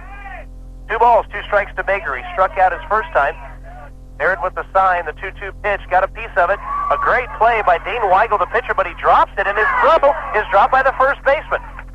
Doyle Baker safe at first base. So Dane Weigel made a great play on it, but his momentum was going heavily toward first base, almost had to dive for it. Well, what happened was after he had the ball, it was in his glove, and he went to throw it. Then he dropped the ball and was unable to make a good throw, thereby allowing Baker to reach base on the error. And now Jarvis Johnson, who bats for Matt Birch, who lives on Lost Forest Lane in Conyers, Georgia. Johnson walked and scored. Sorry, Mr. Birch, I hate to tell you this, but Jarvis Johnson has not hit a home run yet this year. Who knows, maybe it's time for one.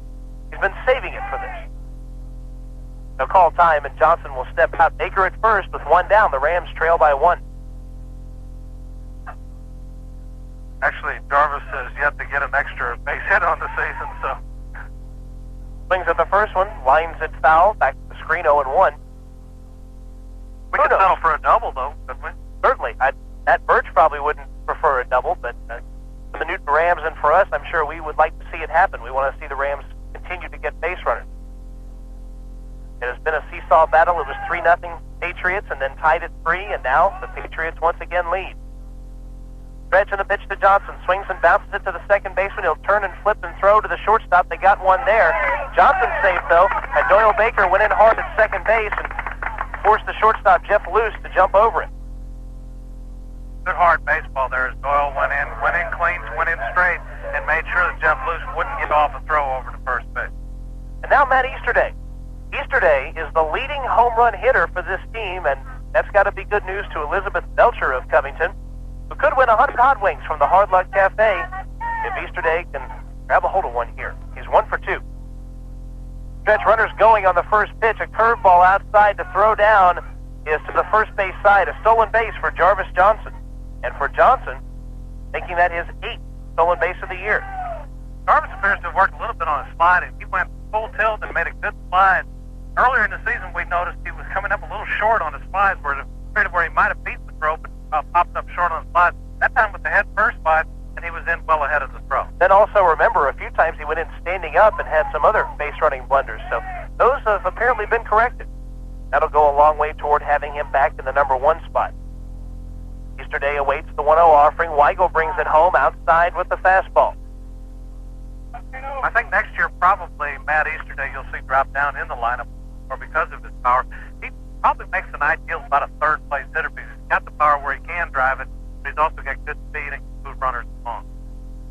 A lot of these Rams will be back next year. The 2-0 pitch, that's a strike called on the inside corner, running it to 2-1. The Ram infield consists of all juniors. Baker, Easterday, Moon, and Hires are 4 juniors, so the entire infield will be back for 1997. They'll have a new catcher in Lane Floyd, but he has some varsity experience there. 2-1 pitched Easterday. The off-speed saw it up in his eyes and bounced it foul. Yeah, helped out the pitcher there chasing ball 3. Off-speed pitch, like you say, up in his eyes. Fortunately, he just fouled it down and didn't hit an easy pop fly with it. One of the big things for the Rams next year will be finding a full pitching staff. Of course, there will be a few people back, but the 3 main pitchers for the Rams are all seniors, and that's happened to them a few times before. 2-2 pitch, low and outside, ball 3. In 1993, the Rams lost 2 of their top 3 pitchers, and we didn't think they'd have much of anything pitching-wise in 94. Guess what, folks? They won 26 games, tying a team record, and went on to the state's Final Four.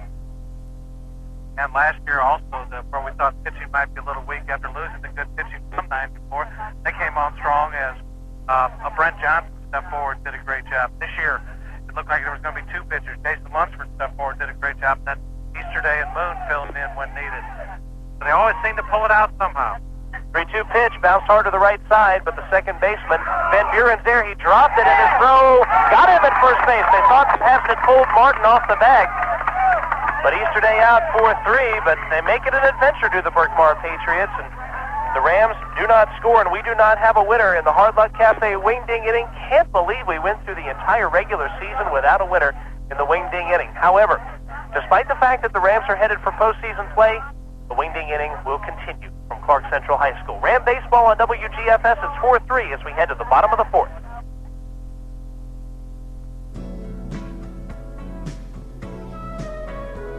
The Bank of Covington offers full-service banking and convenient locations, and you can find what you want in a checking account, savings plan, simple interest loan, and 24-hour automatic banking that gives you access to over 8,000 ATMs throughout the Southeast and the USA. Just what you would expect from a leading financial institution. The Bank of Covington, member FDIC, an equal opportunity lender. What's the crowd favorite at parties any time of the year? Why, it's hot wings from the Hard Luck Cafe. With flavors ranging from extra mild to TNT, they can placate any palate. There are 3 convenient locations to serve you. One in Madison, one in Conyers, and the original Little Red Building in Covington. So stop by for the best hot wings around, or call ahead so your order will be ready when you get there. In Covington, the number is 787-0421. That's 787-0421. Milburn, Georgia, and Berkmar High School, where we're bringing you the Newton Rams and the Berkmar Patriots, the final regular season game for both teams. Berkmar fighting for a spot in the region tournament, and right now the Winder Barrow Bulldogs lead 3-1, but of course Berkmar trying to win this one. They lead 4-3. Here to try to shut down the Patriots is Bill Dolan. Thank you very much, Kevin Holden, and the Patriots will send up Justin Horner, Brian DeYoung, and Tony Martin here in the bottom of the 4th inning. Luke Allen, with his first pulling in of work, brings the first one home, and it's a fastball just off the inside part of the plate for ball 1. Horner reached on an error his first time and had a single his second time. Allen works quickly and brings the next one. Strike called on beauty on the outside corner at the waist. That evens the count now at 1 ball and 1 strike. Allen has his sign from Middlebrooks. Rocks and fires, a beauty of a curveball. Strike 2 called as he paints the outside corner. Nice job with Allen from that curveball. He's thrown almost exclusively fastballs, and I'd worried about the curveball, but that was a good one. Here's the 1-2. It's a fastball just off the outside part of the plate. That curveball is a big factor. We were worried he would be throwing and not pitching coming in, but the curveball may help that out. Here's the 2-2. Line down the right field line. Just foul. That keeps the count at 2-2. We're in the bottom of the fourth inning. Berkmar on top by the slimmest of margins, 4-3. Looking for their sixth straight win over the Rams here at Berkmar. Luke has his sign. Here's the 2-2. And it hits the bat out into fair territory. Unbelievable throw to first, and he is retired. The ball, Bill Dolan, went behind the hitter, who was standing and ducked, and it hit the bat as it was in launch position behind the batter. And it was a fair ball. And Luke Allen kept his head and went and fielded the ball and threw to first immediately. Normally you'll see a foul ball happen that way, but that ball, even though it hit behind his head, is a fair ball. The bat was held up in position and went straight out into fair territory. There's no doubt it's a fair ball. Doesn't matter how the ball hits the bat as long as it happens, and Berkmar's first base coach is going to argue that the ball hit him in the head, but from the sound of things, I have a feeling it hit the bat pretty square. In fact, we've had less contact from a lot of hitters in this game than was just had there. And the ball hits very squarely on the bat, and I didn't hear any tick of the helmet or anything. The coach, of course, trying to get his point across, but he's gone back to the dugout. Brian DeYoung, the right fielder, steps up to the plate. Now, he's made a couple of good plays, particularly on Stephen Hires out in right field. Here's Luke's first pitch. There's a fastball just a little bit high. Get there, Brian. Coach Brassfield trying to move the infield around. Here's the 0-1. Popped up straight behind us and well out of play. 1-1 the count now. They've made improvements to this Berkmar Stadium every year that we have been here. They've built a press box and concession area behind home plate and put lights in, and the field looks better and better every year. Here's the 1-1. Fastball outside corner at the knees for strike 2. 1-2 the count now. Luke Allen, third pitcher for the Rams today. Gets the sign from senior Chris Middlebrook. Here it comes. Strike! 3 called as he paints the outside corner. Quickly now, 2 down here in the bottom of the fourth. Bill, if you'll remember, when the Patriots came to Riverside Park, they took the Rams by surprise. They were 5-8, the Patriots were coming in, and 2-3, 1-3 in the sub. And the Rams weren't expecting much, but the Patriots beat the Rams, and they're doing the same here. Here's Allen's pitch. It's a breaking ball, and just fails to drop into Tony Martin, the first baseman. Allen works quickly. Here's the 1-0. There's a fastball outside corner, just a little bit high. Going back to the point about the surprises, would you have guessed that we would be here today with Berkmar fighting for a spot in the region tournament? Certainly would have, not after the first. Another foul back here. 2-1 the count now on Tony Martin. No, and however, after the fine game they played down in Riverside, it was obvious to see they had a very sound, fundamental team that could beat some people, and they have done so since and put themselves in a good position to make the playoffs. 2-1, grounded sharply into the hole, just past a diving Matt Easterday, and Jarvis Johnson up, bringing it in quickly. Kind of a seeing-eye single there. Got between Doyle Baker and Matt Easterday. Both of them dove for it, unable to come up with it. Right at the edge of their range, Easterday going to his left, or to his right rather, and Baker to his left, and ball, as you mentioned, seeing eye right between them. I think 3 games that really put confidence in this Berkmar Patriot team were the one at Riverside Park, where they beat the Rams 2-1, then 2 consecutive wins in 2 straight days over the Brookwood Broncos, a big rival of these Berkmar Patriots. And those 3 games helped to put Berkmar on the sub-region map this year. Kind of wiped Brookwood out, took them right out of any contention. Allen checks the runner. Here's the pitch. Fastball up high to Michael Barrett, the catcher for the Patriots. First base runner allowed by Luke Allen in now an inning and 2/3 of work. Checks the runner and fires. Another fastball up high. 2-0 to count now. Luke appears to be doing what we notice when he has problems. He's throwing, overthrowing, not opening up. He's just kind of flaming through, trying to throw as hard as he can. Yeah, his mechanics change when he's trying to throw as opposed to trying to hit, and he looks more like a thrower with mechanics. Here's the 2-0. There's a strike called on the outside corner at the knees. And as you said, he opened up a little bit of that and made a pitch and not just throwing it. He opened up and he went a little farther with his front foot. He hadn't been striding far enough, and that's why those balls were coming in high. 2-1 the count now to Michael Barrett. Checks and fires. Line drive down the right field line, curving foul and out of play. That's going to even the count now at 2-2 to the catcher for Patriots. Tony Martin, the runner down at first, he reached on a single. As we said, kind of a C9 single, just between the third baseman and shortstop. But it looks like a line shot in the scorebook. Certainly does, and Martin stands at first base regardless of how he got the single. He's there, and it's Luke Allen's job to keep Barrett from advancing him or perhaps driving him in. Luke with another quick snap throw over there had Martin diving back. Martin hasn't been getting the biggest of leads and just getting back in time, too. Luke's able to hold him close. 2-2 the count. Here's the pitch. There's a chopper down to Doyle Baker at third. Backhand. Long throw across the diamond. He is out! Oh, on a fine stretch by Stephen Hires. Doyle Baker going all the way to the backhand, made a long, strong throw, and retired the runner at first base. No runs, 1 hit, no errors, and 1 runner left for the Berkmar Patriots. We head now to the top of the 5th inning. Your score is still Berkmar 4, Newton 3. You're listening to Newton Ram Baseball on WGFS AM 1430, and that's made possible by those fine folks down at East Metro Communications. Do you know where we're going? Where's the map? The map? Why don't you ever look at a map? Well, I meant to look at the map. Before taking a trip, it pays to look at a road map. The same holds true for taking medicine. Always make sure that you read the label before taking medicine and that you take the medicine as directed. The medicine label. It's your roadmap to good health. A message brought to you by the Council on Family Health. Half the 5th inning, we've got a 1-run game from Berkmar High School. This is the last regular season matchup. The Rams going for 20 regular season wins. It would be only the second time in school history, but they'll have to come back, and the man to do it, Bill Dolan. Thank you very much, Kevin Holden. And the 2, 3, and 4 hitters in the lineup for the Rams to hit here, Ryan Moon, Luke Allen, and Chris Middlebrook. Moon walked his first time and reached on a fielder's choice his second time. Ended up coming around to score the first run for the Rams. Or the second run, rather, Meg.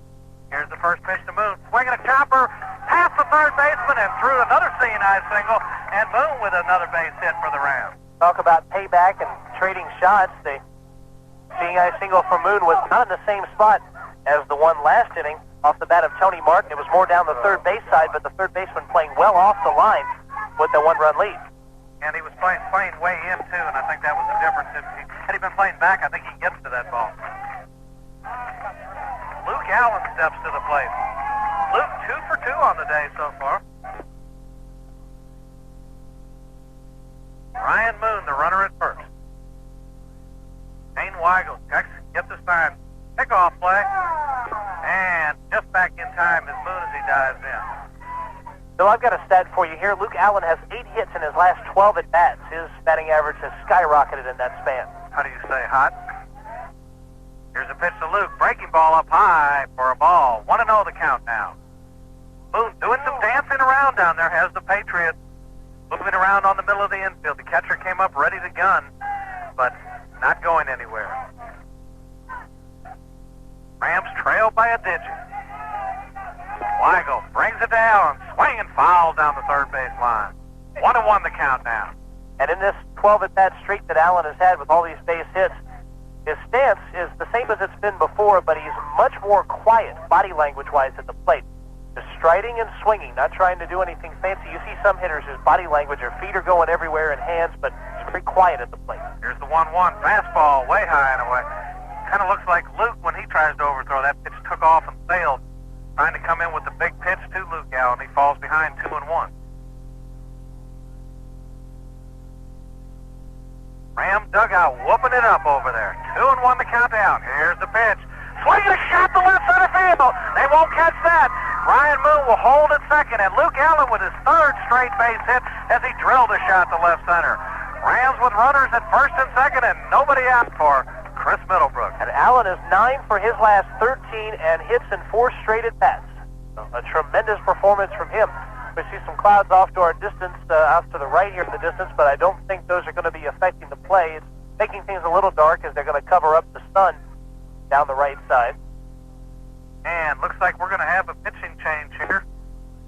And Dane Weigel has gone as far as he's going to go. And we'll be back in just a moment to tell you who the new pitcher is, as you're listening to Newton Ram Baseball right here on WGFS, AM 1430, made possible by the fine folks at East Metro Communications. The best money manager around is a checking account from the Bank of Covington. It's easy to keep track of your income and all your expenses with your checkbook and the detailed monthly statements we send you. It lets you see where you might save money, and it really helps in balancing your budget.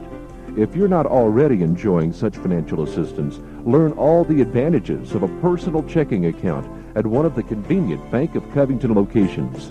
The Bank of Covington, member FDIC. Did you know that termites cause more damage to homes annually than fires, floods, and natural disasters combined? To protect your home from termites and other pests, call Cleary Exterminating, 786-4937. They'll send them packing. Termites and beetles, fleas, rats and mice, roaches and ants. Commercial or residential, we can help get rid of what bugs you.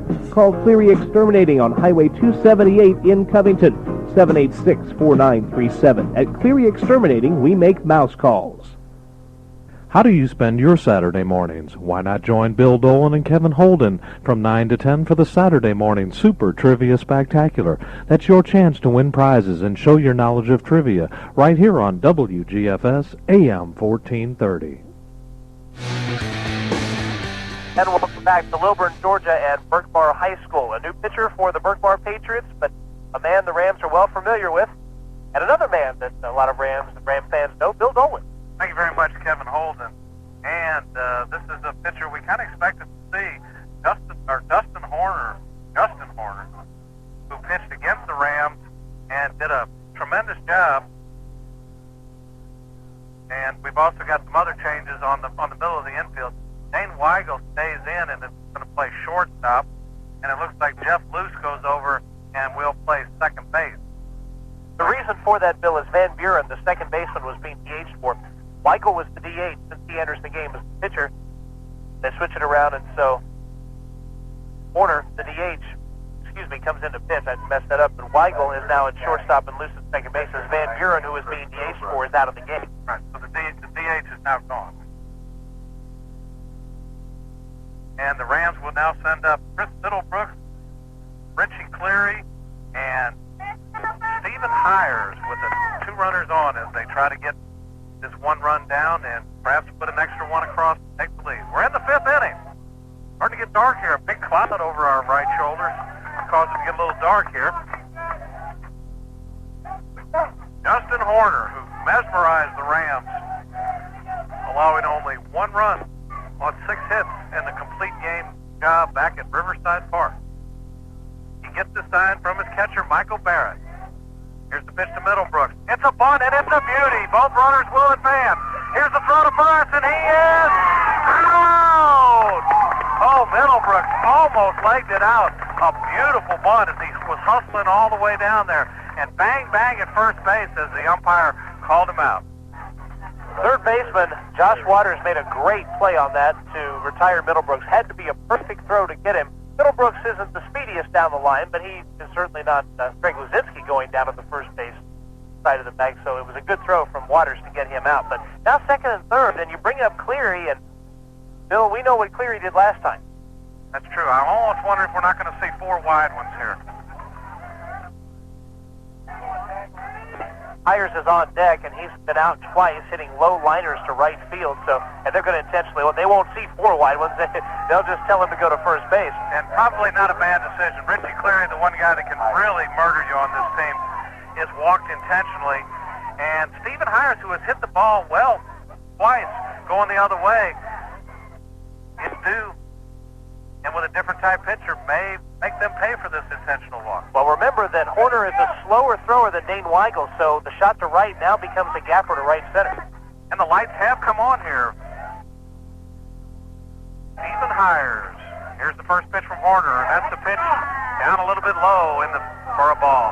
Of course, the problem with the intentional pass, you load the bases, you have to make better pitches with only one out. They certainly don't want to walk Hires and walk in the tying run. You do have a force at any base, but it puts a lot of pressure on your pitcher and your catcher. Infield playing back up the middle, looking for 2. Here's the pitch to Hires, and it's down low, 2-0 the count. And you also have to realize that this is actually the first real batter that Horner has faced, because we had the sacrifice, and then Richie Cleary intentionally passed, so he hasn't really faced a full batter yet.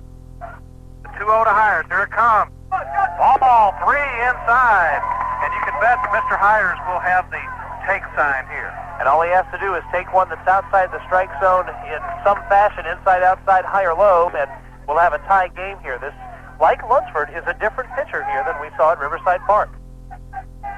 Trying to rely a little bit more on the fastball. Here's the 3-0. And there's the strike call, the old automatic right down Rams drive. 3-1 the count. I guess in this case, right down Highway 29, since we're up in Lilburn. 3-1 the count. Hires can still be particular and look for something to drive. He wants to get the ball out of the infield. Here's the 3-1. Steven pops it up and out of play. 3-2 the count now with 1 out.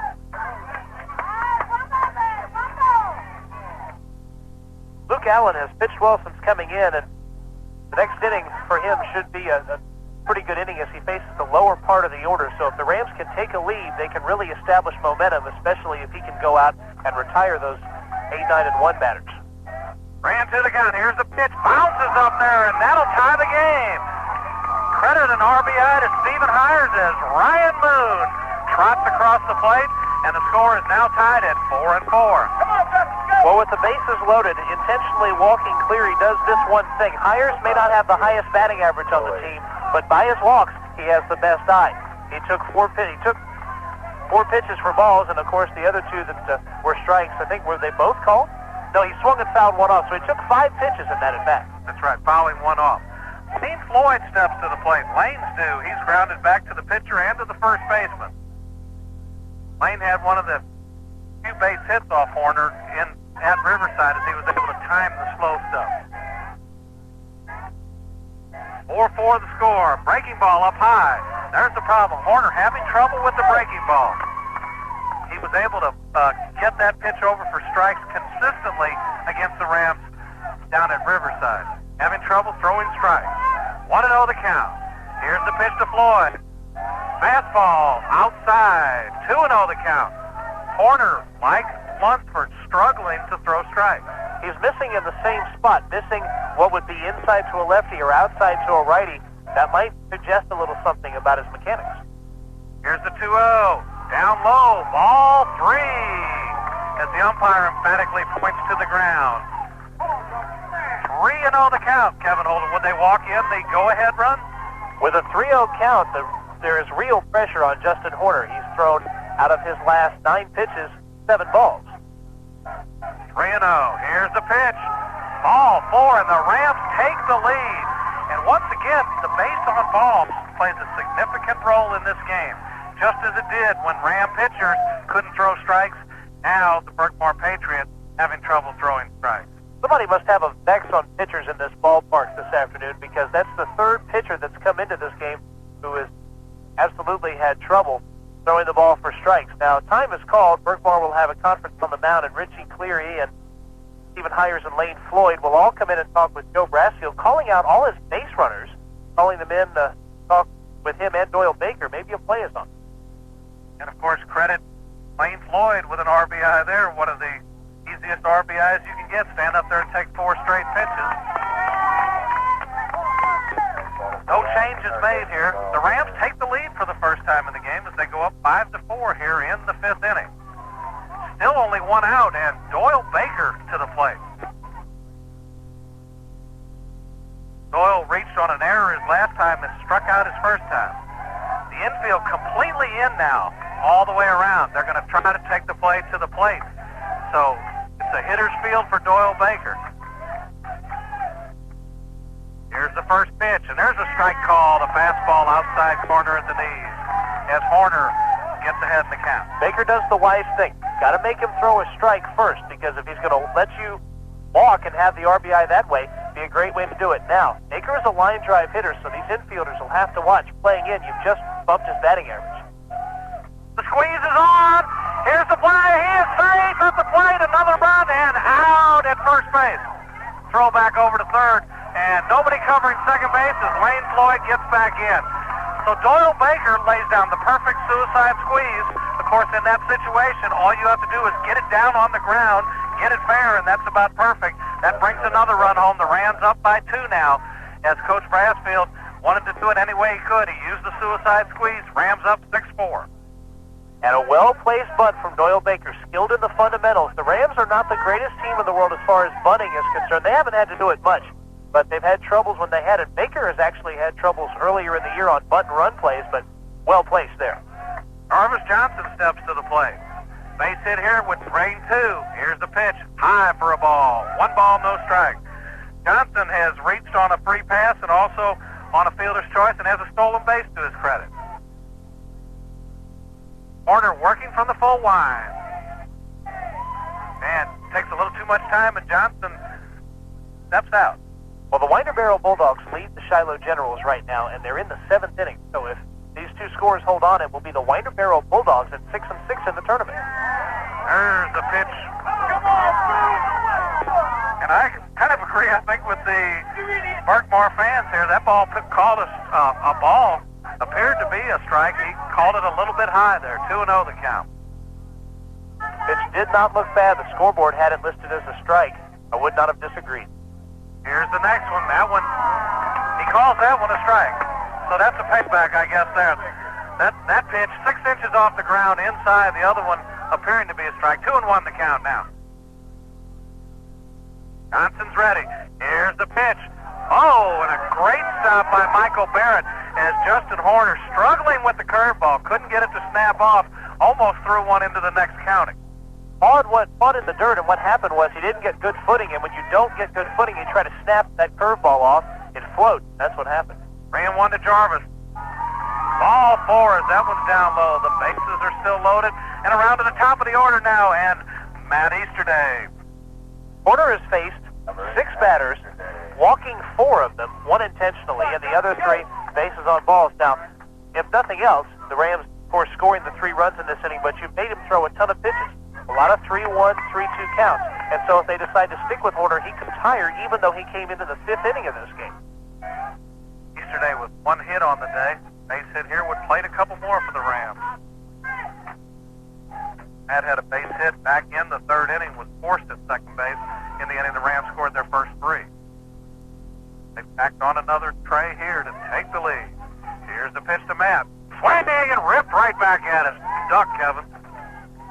That ball was hit right about eye level right back at us here. And it's funny, it's human instinct, even though you know there's a protective screen in front of you and there's no way the ball can hit you. Everybody flinches back here when that happens. That ball was ripped right back at us. 0-1 the count to Easterday. Here's the pitch. Breaking ball way high again. And once again, Justin Horner struggling with the curveball, not able to get the good snap on it. So these Ram hitters can sit up there and wait for a fastball to drill. You know how Easterday handles a fastball. Here comes the 1-1. Swinging a shot to right field. Right fielder going over, and he's got it for the out. A fine running play by Brian DeYoung out right field as Matt Easterday made a bid for a double out into the right field corner. The Rams come up with 3 big runs. They did so on only 2 hits, and they leave 3 runners on base. We head now to the bottom of the 5th inning. The Rams have taken the lead now, 6-4. You're listening to exciting Newton Ram baseball here on WGFS AM 1430, and it is made possible by all the fine folks over at East Metro Communications. When you're looking for a garden tractor, you want one that won't back away from the big jobs. You want a Toro wheel horse garden tractor from Coast to Coast Home and Auto. Here's one tractor that's not afraid to get dirty. And with an available 20 horsepower Toro Power Plus engine, it can mow, till, plow, even remove snow without breaking a sweat. But don't take our word for it. See the complete line of Toro wheel horse garden tractors today at Coast to Coast Home and Auto. We think you'll agree they look great in red, but they're even better in earth tones. At Coast to Coast Home and Auto, we'd like to give you some powerful reasons to go get a Toro wheel horse lawn tractor, like an available 16 horsepower Vanguard overhead valve engine, or the largest mowing deck available on any lawn tractor, and a choice between a fully automatic hydrostatic transmission and a shift-on-the-go 5-speed. See one for yourself at Coast to Coast Home and Auto today. We have a full line of Toro wheel horse lawn tractors to choose from. and you'll learn that with so many high-performance features, you can make quick work of almost any job. And we welcome you back to Lilburn, Georgia, and Berkmar High School. The Winder Barrow Bulldogs have beaten the Shiloh Generals. 5-1 is the final there, so the Berkmar Patriots literally fighting for their lives now as we head to the bottom of the fifth. Rams lead by a pair. Here's Bill Dolan. Thank you very much, Kevin Holden. And Luke Allen needs to keep up the fine work he's done since he came in. Matt Eldridge, the left fielder, leads it off. Allen brings the first one home, and it's a line, little blooper. Stephen Hires going back, squeezes it for the out. So what looked like it might have been trouble off the bat, one pitch, one out. Hires backpedaling and doing a good job of that. At first, it looked like it would drop in over his head, but the ball kind of died as it was headed out there. The sun has come back out. Those clouds that were threatening us before have moved away, and the sun is setting behind the bleachers down the right side, but still there. And Josh Waters steps to the plate. He's walked twice. And Allen brings the first one home. Breaking ball, and that fails to snap and causes him to duck out of the way. Has a sign already from Middlebrooks. Here's the 1-0 from Luke. There's a strike called and a beauty on the outside corner. 1-1 the count. Sometimes I wonder if Luke doesn't use his past wildness kind of intentionally, snapping off a bad curveball to scare the hitter. Here's the 1-1, and that pitch called a little bit outside appeared to be in the same place as the previous pitch. Because notice, you have the curveball that's missing high and inside, and then a fastball perfectly placed on the outside corner. 2-1, swing and a miss at the fastball. Luke just overpowered Josh Waters with that heater. 2-2 the count now. One out. Bottom of the fifth. Here's the pitch. Just a little bit high, and that runs the count full. What a pitch, but to no avail. The count full now. Allen wanted the call. Didn't get it. Has his sign. Here it comes. Bang! And a miss as he went fishing for the high hard one and came up empty. Allen set up that at bat very well. Starting with the high inside curveball, threw a couple of fastballs around the low part of the plate, so near the outside corner, and then set it up to a full count of 3-2, and then just blew him away.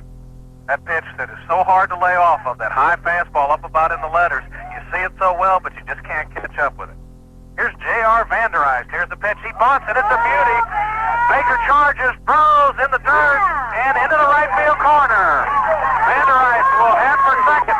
He's going to try for third, and he'll be in without a play. So credit J.R. Vanderijst with a base hit on the bunt, and then a two-base error on the throw by Doyle Baker as he gunned it into the right field corner. And when you've got somebody as fast as J.R. out, tying run at the plate. Dustin Horner a chance to help himself. Another snap throw, and just back in time standing is Weigel.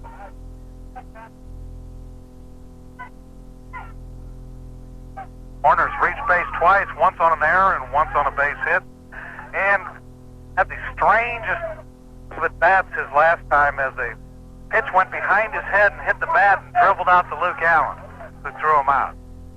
Here's the first pitch. Hit and run right down the right field line for a base hit. Here goes Weigel. He's going to try to score. Clearing up, and no, not going to hold him. Runners at second and third. Nobody out. Perfectly executed hit and run. That ball just past Stephen Hires down the right field line. Normally on a hit and run, you would refer to perfection on a hit and run as the second baseman covering and hitting it in the hole where the second baseman just was. This time, that would have been a great base hit run, or not hit and run. That was right down the first base line, and Hires concentrating more on that base runner, and it was past him. And now Berkmar threatening here, and I told you can't feel safe. If it were 12-0, I wouldn't feel safe with the lead. Not here considering the things that have happened to the Rams through the years. Emergency runner for Horner, number 5, Spencer Hires. Spencer Hires is running at second base. Justin Horner will return to a round of applause as he's being removed for the courtesy runner. Since he's now the pitcher, they can run for him and he can re-enter thanks to the courtesy runner rule. Joe Brasfield, a long conference with his infield. Allen will stay in there, though. That ball not hit all that hard, just in a perfect position, got by Stephen Hires as he was breaking away from the base as the runner went, was unable to stop and come back to get the ball. Had the runner not been going, Stephen might have had a play on the ball. Second and third. Doyle Baker and Stephen Stephen Hires playing in at the corners, the infield playing back. They'll concede the run for the out. Brian DeYoung up to the plate. He's reached once on a walk, fly to left field, and struck out. Allen working, brings it. Fastball up high. This is a situation that really calls for the strikeout of the pop-up.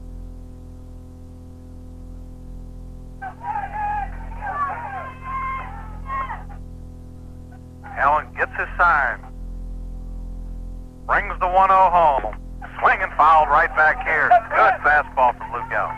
And for Allen, he'll need to keep the ball around the plate to DeYoung if he hopes to retire him and get out of this jam here. But it's important to throw strikes, because even with a base hit or something in the infield, with the infield in at the corners, one run would score, but that runner at second base is the one of importance. That's why they pitch ran with Hires.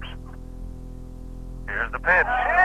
Outside corner, just off the outside corner. 2-1 the count now. This is the hitter that Allen wants to get. Tony Martin on deck has reached base all 3 times. Here's the 2-1 from Luke. Inside. 3-1 the count now. Allen grabs a handful of dirt in disgust as he let that pitch get away from him. Nothing as far as a message was sent there. If Allen's trying to throw strikes, the last thing he wants to do is come high and tight and brush it. Batter back with a fastball. Particularly 2-1.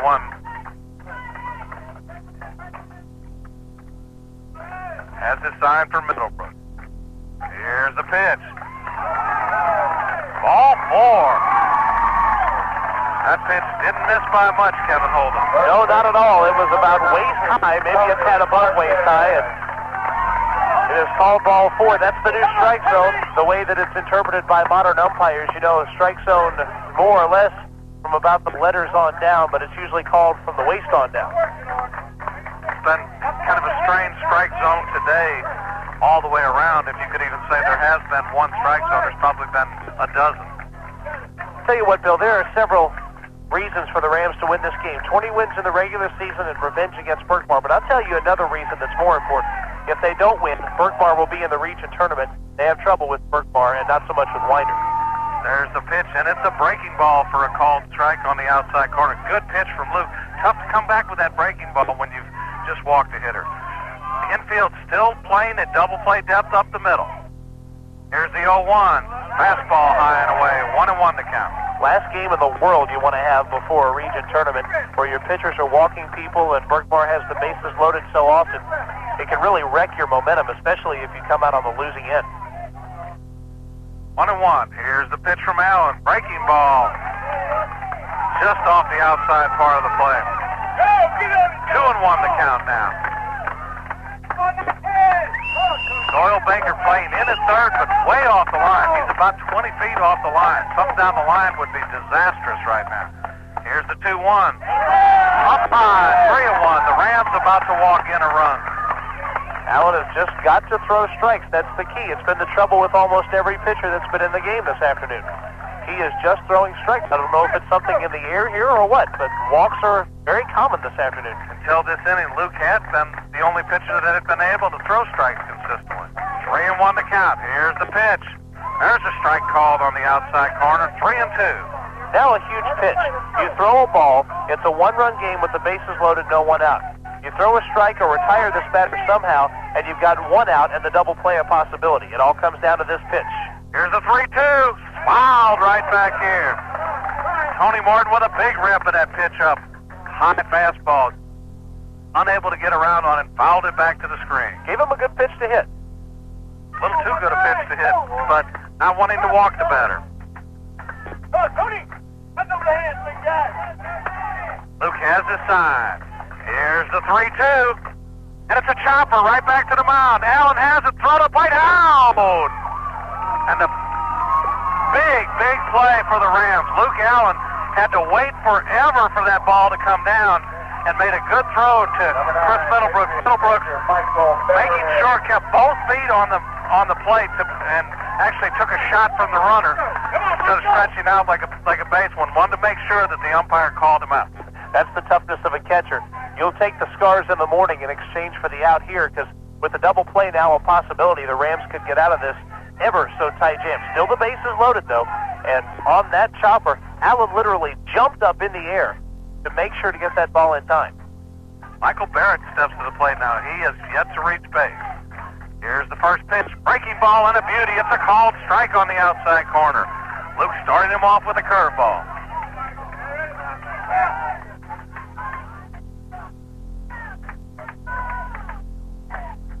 Here's the 0-1 from Allen. Line shot down the right field line, foul. Luke Allen where he wants to be. 0-2 in the count. Barrett with a good job of fighting off that pitch, just trying to go to the right side, not trying to do too much with it. But now with an 0-2 count, you can waste one or two pitches. And remember, Allen loves to throw that high fastball. Well, this, and Chris Middlebrooks not taking any chances, goes over and talks to Coach Joe Brasfield. This was the situation they had Dane Weigel in, had him down 2 strikes and made a pitch too good. I'm sure Coach Brasfield is telling him, do not throw something for a strike. I mean, keep it out of the strike zone right now.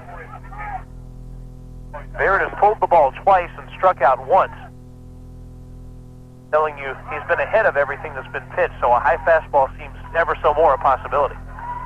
Here's the 0-2. Very high fastball. He definitely didn't throw it in the strike zone. Coach Brasfield laughing about it. That's really climbing the ladder there. That's over the top rung. 1-2 the count. Here's the pitch. Breaking ball, he struck him out. What a big play. And of course, with first base already occupied, even though Chris Middlebrooks didn't come up with it, the runner is out. In fact, the first base runner, Tony Martin, was very slow getting back to first base because Barrett was chugging down that first baseline. And I wonder if Middlebrooks had taken a short look there. That's a dangerous thing to try, but they might have had the third out. I'm kind of glad he didn't, because I'd hate to see that ball sail into that right field corner. That could tie the game, really, because there's a lot of room down there. As we know, as Vander Ice turned a bunt into a triple. Really a single and a 2-base error, but he was standing in third. And Matt Eldridge, the left fielder, will face Luke working from the wind. Breaking ball just off the outside corner. Starting them with a breaking ball again. 1 ball, no strike. Allen within 1 batter of working out of it. The umpire tells him to hold up. Luke trying to work quickly. Here comes the 1-0 from Allen. Fastball up high. 2-0. This is the 8th place hitter. Luke does not want to walk this hitter. And the Berkmar batter, Matt Eldridge, a nice job of trying to slow down the Newton momentum as he was stepping out and forcing Luke to work a little slower, and that's what he's doing here. Allen, 2-0. Here's the pitch. All 3. And after making some great pitches to 2 previous hitters, obviously tougher hitters, he's now falling behind 3-0 to Matt Eldridge, the left fielder.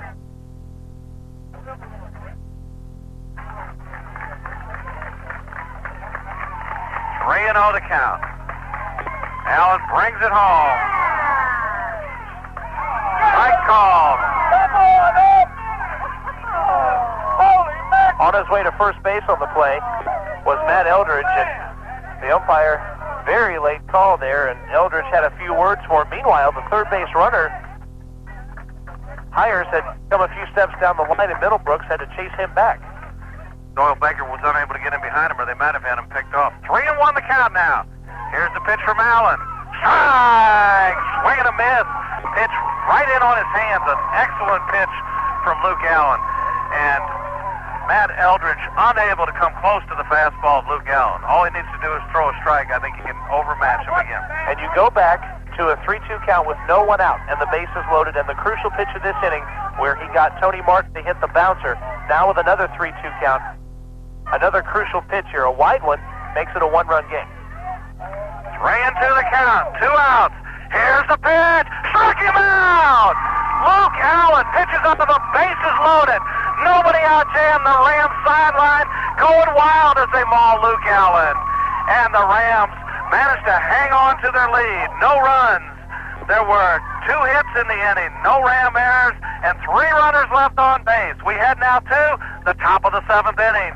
Your score is still Newton 6, Berkmar 4. Newton Ram baseball on WGFS AM 1430, and it's made possible by all those fine folks down at East Metro Communications. It's spring fever at Mayfield Ace Hardware. Just check out these great prices for all your spring cleaning and gardening. Corona 21-inch head shears or Corona 24-inch bypass lopper, your choice, just $19.96. An Ace spring rake, $7.96. A Garden Weasel cultivator garden claw, $34.96. An Ace folding pruning saw, just $5.97. Or an Ace bypass lopper, just $19.97.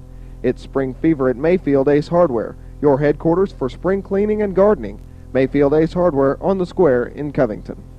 Aside from choosing the right home, it's important to choose the right mortgage loan. At Newton Federal Savings and Loan, we're putting today's low rates together with prompt hometown service in offering special construction perm loans with one-time closing, conventional and balloon mortgages, and more. And servicing of your loan remains right here, too. Newton Federal Savings and Loan, 3175 Highway 278, Covington. FDIC insured and equal housing lender.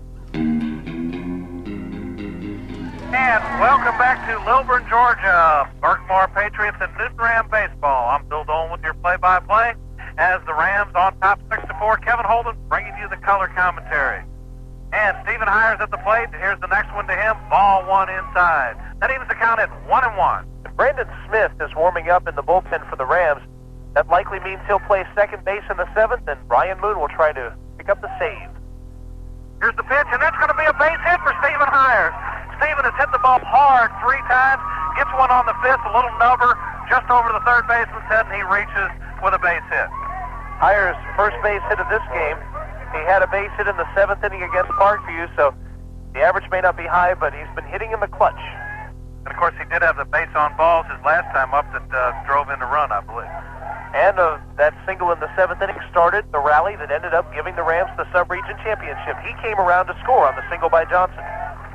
Throw over to first. Stevens back in time. Stevens done a good job on the base pass. He's stolen 10 and only been caught 3 times. Another throw. Dives. He's safe. Tell you, Bill, this Ram team doesn't have one person with just outstanding speed. There are a lot of people who are pretty fast for this Ram team. A lot of people with 7, 8, 9, 10, 11 stolen bases. Another throw and Hires back in time. It's just like what you'd expect from the Newton Rams, a team effort, a lot of team speed, but not necessarily one individual with super speed. Well, the Parkview game, bottom of the order is what came through for him. Here's the first pitch to Lane, and there's a drive to right center field. Right fielder DeYoung on his horse, won't get it. It's off the wall. Here comes Hires. He's going to be held up at third base. And Lane Floyd with a ringing double into the right center field gap. Bill, Lane Floyd has a very compact stroke, and from watching him this year, I think we can make this judgment. Floyd is at his best when he's driving the ball to right center. That means he gets in front of it, takes that good stroke, and hits the ball hard. He doesn't have the biggest looping swing, but that quick stroke is what gives him his power. And that ball would have been out of a few places we played it this year, one of them Winder Barrow. He really drilled it into that right center field gap, and the Rams with runners at second and third and nobody out. And Doyle Baker up to the plate. Here's the first pitch to Doyle. Breaking ball hit hard to the shortstop. And Stephen Hires caught in a rundown. And he is tagged out, and both runners do advance. So Stephen was able to stay in the rundown long enough to get both runners advanced. So no harm actually done on the play, Kevin. Well, it is now second and third and 1 out, so the only thing you trade is you have an extra out and different runners on the bases. You have now Floyd and Baker as opposed to Floyd and Hires. That's really a fairly even trade out. But the good thing about Hires, staying in that rundown long enough for Baker to make it to second base. Credit Baker with heads-up base running. Otherwise, we'd have a runners at the corner situation and 1 out. You could see a double play, but now Berkmar has to play the infield in. And Jarvis Johnson to the plate, takes the first pitch for a call strike. And the infield is way in. In fact, that's what made that play. Stephen Hires was going on contact, got kind of caught halfway in between, and was able to stay in it long enough. Jarvis Johnson looking for something to get out of the infield. Behind in the count 0-1. Here's the pitch. There's the pitch, a little bit outside, 1-1 the count. Jarvis with 2 bases on balls in this game also reached on a fielder's choice and has a stolen base and scored a run. Looks down at Coach Joe Brassfield. Rams would like to plate a couple more here. Horner from the belt. Brings the 1-1. The Squeeze is on. Oh, actually, a bunt play was on and a miss by Jarvis Johnson. Not the full squeeze. Doyle Baker was breaking. He was halfway down to third base and was able to get back in time. Good play, because then if they throw through to first base, Floyd can come running down the third baseline. The shortstop's so out of position, he can't come back to cover third. 1-2 to Jarvis. Here's the pitch.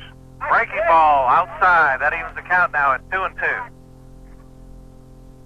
Dustin Horner still having problems getting his breaking ball over. Jarvis Johnson looking for something to drive. 2-2 the count. 1 out. 2 on. Here's the pitch. Fastball up high. Count runs full now. 3-2. Bill, I cannot remember the last time we came to Berkmar and didn't play a game which was a gut-wrenching struggle. This one is no different. 3-2 the count. Here's the pitch to Johnson. Swinging a base hit into center field. 1 run will score. Baker's going to round third. He's going to try to score. No, he holds up. And he would have been dead meat. Jarvis Johnson once again with a big hit. Driving in a run to give the Rams a 3-piece lead. Johnson, the clean single.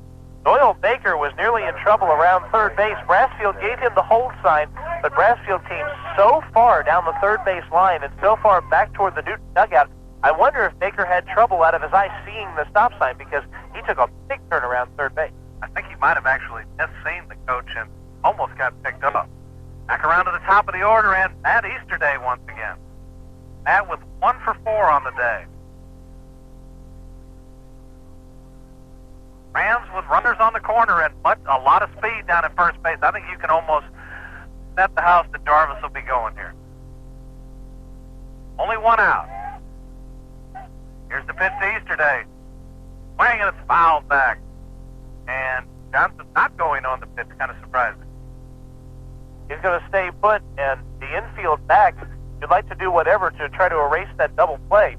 Now, Johnson and Easterday are both very fast, but a hard-hit ball would be a double play regardless of who's running. A little surprising, as you said, that Johnson's not going. Especially since you're almost can be sure they won't throw through, with the possibility of the runner trying to score from third. 0-1 the count to Easterday. 1 out. Here's the pitch. Swinging a chopper down the third baseline. Just foul. And the Rams in the bottom half of the 7th can look forward to Josh Waters, J.R. Vandereist, and Jeff Luce. That starts with the 9th spot that goes to 1 and 2 in the batting order. Certainly like to see that runner down at third cross the plate and give the Rams 4 runs lead here.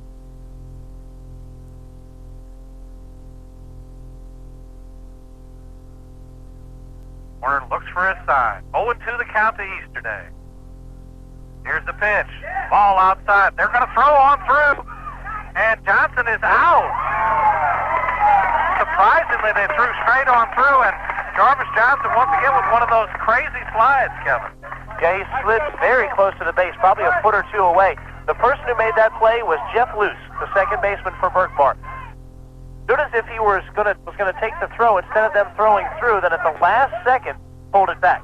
And that allowed Johnson to be caught stealing a second. But as you mentioned, we were talking about the base running, and it was probably a foot or 2 from the back. Now it takes a 2-out hit from Easterday. 1-2 the count. Working from the full line. Horner brings it home. Up high for a ball. 2-2 now. 2 out. We're in the 7th inning. 7-4 your score. Newton Ram baseball. Horner working from the full line. Brings it home. Easterday skies it foul and out of play. This broadcast is protected under broadcast rights granted by Newton Ram Baseball and WGFS AM 1430. Any publication, rebroadcast, or other use of description of the counts of this game without the express written consent of Newton Ram Baseball and WGFS Radio is strictly prohibited. And the announcers are employed by WGFS. And you had good background music for that too, Bill. Here's the pitch to Easterday. Breaking ball. And he's called out on a pitch somewhere in the vicinity of the outside corner and near the knees. And that's going to do it for the Rams in the 7th inning. They do get 1 run on 1 hit. Make that. Did you know that termites cause more damage to homes annually than fires, floods, and natural disasters combined? To protect your home from termites and other pests, call Cleary Exterminating, 786-4937. They'll send them packing. Termites and beetles, fleas, rats and mice, roaches and ants. commercial or residential, we can help get rid of what bugs you.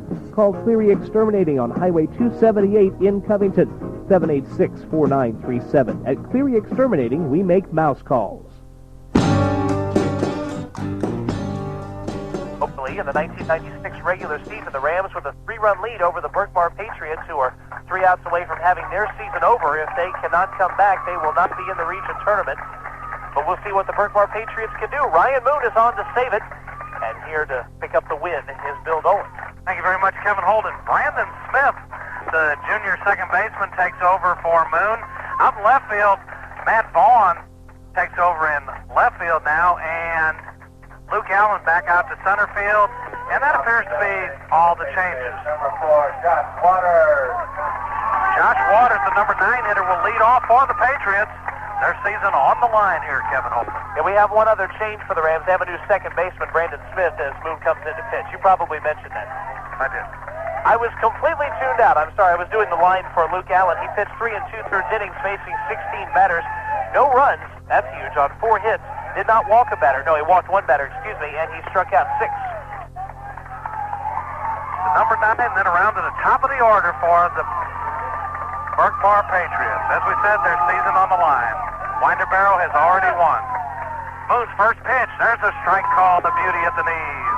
Moon out in front of the number 9 hitter, Josh Waters. Here's the 0-1 for Moon. Breaking ball. And that's a strange call. 1-1, whatever that means. He was moving his hand as if he were swimming. Here's the 1-1. Breaking ball. And Waters way out in front, swinging it one down in the dirt. 1 ball, 2 strikes. Moon has his side. Here's the pitch. Breaking ball, chopper down to Doyle. He's up. Throw all across the diamond. Higher. Can't get it. Chris Middlebrooks backing up. Comes up with the ball. Well, the first man is on for the Berkmar Patriots, and as to be expected, it's not going to be easy. Nothing has been easy for either side this afternoon. And Baker just made a high throw, so guess who takes the lead in the error race, 13-12. Well, I think he had one earlier also on the bunt play. He did, so he's now up 14-12. 26 errors from third base and shortstop this year. And now for Ryan Moon, who is coming on to save this game. It's unfortunate he got what he wanted, which was a ground ball, but the defense behind him hurt him. That's definitely a routine ground ball. He should have one out in his back pocket already. And I tell you what, Ryan Moon has got to be feeling a bit snake-bitten by his defense. He pitched against Henry County 5 innings in a game in which the Rams made 9 errors, but somehow managed to pull out a 6-5 win. And Spencer Hires is going to be in for J.R. Vandereist. Oh, pardon me, he's in for Waters. Vandereist is the batter. Didn't want to get a step ahead of ourselves here. Vandereist, the leadoff hitter, has reached on base hits his last 2 times. The last time was a bunt single down the third base line. So Baker has to watch for him to drop one down again.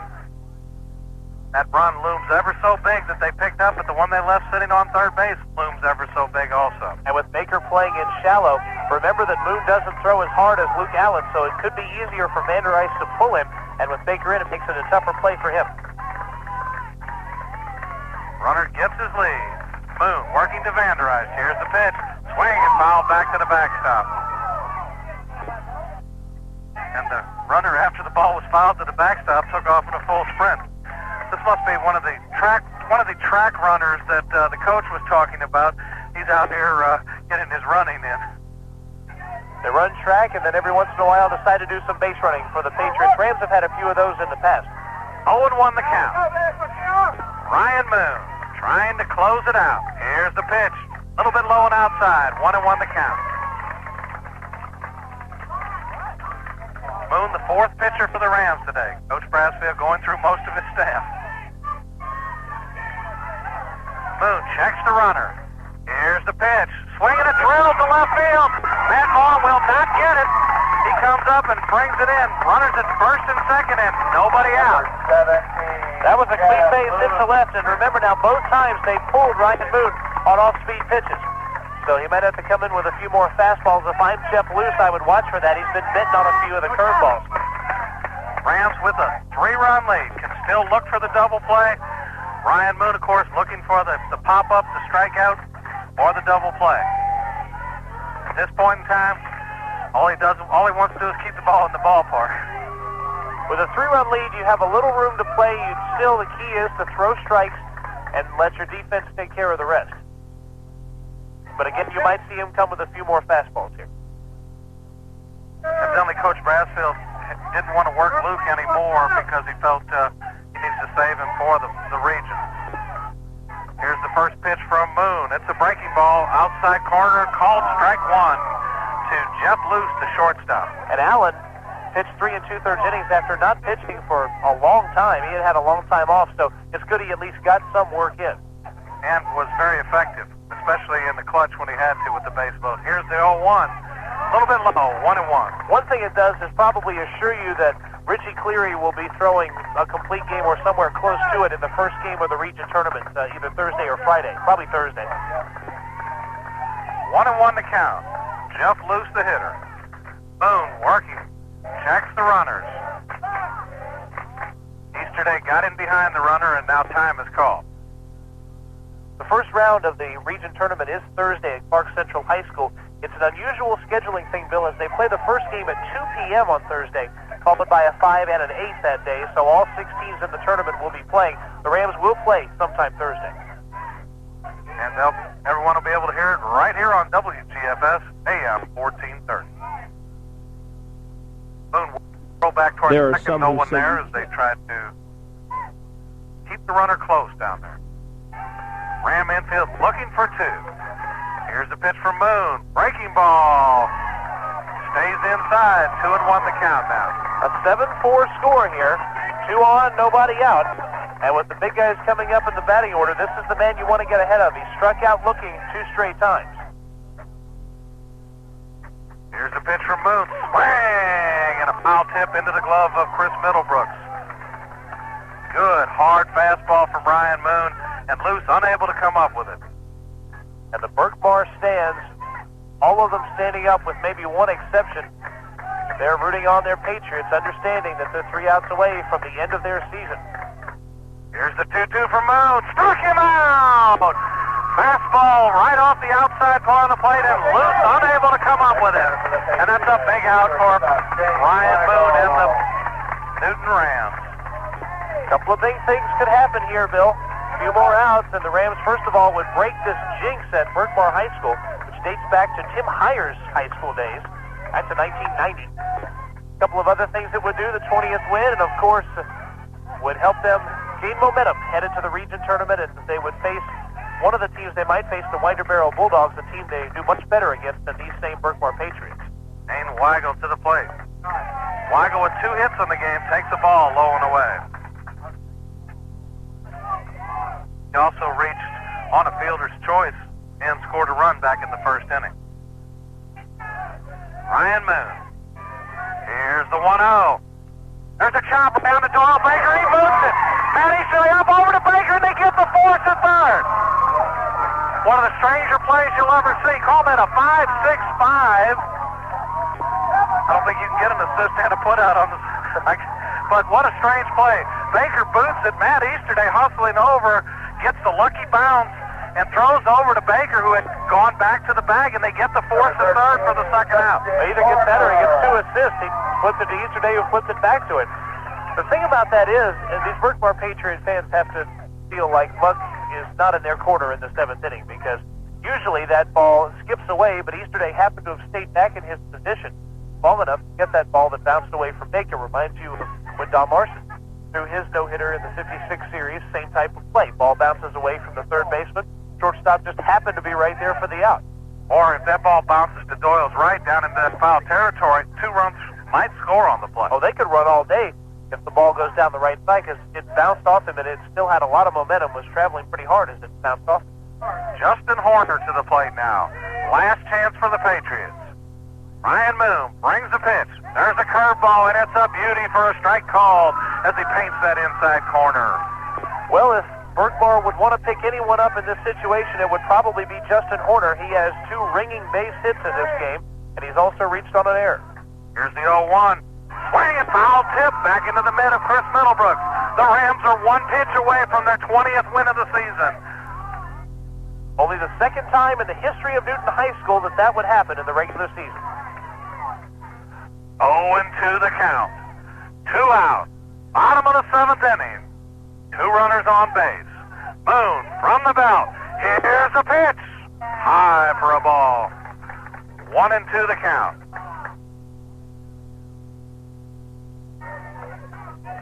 In that first round of the region tournament, it will either be Norcross or Heritage, but of course Newton concentrating right now on Justin Horner and the Patriots of Berkmar. 1-2 the count. Here's the pitch from Moon. There's a chopper. Matt Easterday comes in. He's got it, throws. And that's a winner. 20 wins for the Rams. The Newton Rams have won 20 games. Holy cow, Kevin Holden. A tight bang-bang play down at first base. But Matt Easterday charged, gunned, and just got him at first base. I think it's an appropriate play, Bill, to end this game. It was scary. A scary ground ball and a scary throw from Matt Easterday. Basically, that's the story of this game. No one could take a seat. It was on edge from pitch 1 until the ground ball to Easterday to end this game. But the Rams picking up 20 wins. What a tremendous regular season it's been for them. I think this team deserves it. Just a game that we never felt comfortable until right now. Now I feel like we can win this game, Kevin Holden. And right now is the only time when either of us have felt that way. It was scary throughout. The Berkmar Patriots, just a tremendous effort as they battled the entire game, up and down their lineup. Just a class program here. They put on a great effort, and I hate to see them, their season end. They did a great job, but the Rams come out on top here with some clutch pitching and hitting when they needed to have it. Ryan Moon came in, scared us a little bit, but did come up with the save. But Luke Allen did a great job in the time he pitched. Probably by far the most effective pitcher on either team today. Yeah, Allen did a tremendous job, Bill, coming in pitching those 3 2/3 innings and striking out 6, only walking 1, where everybody else was walking everyone. And that was kind of the key. Jason Lunsford, hopefully he got the bad out of his system, because Jason just didn't have it today, and the Rams are going to need Jason in the playoffs, and hopefully he can bounce back.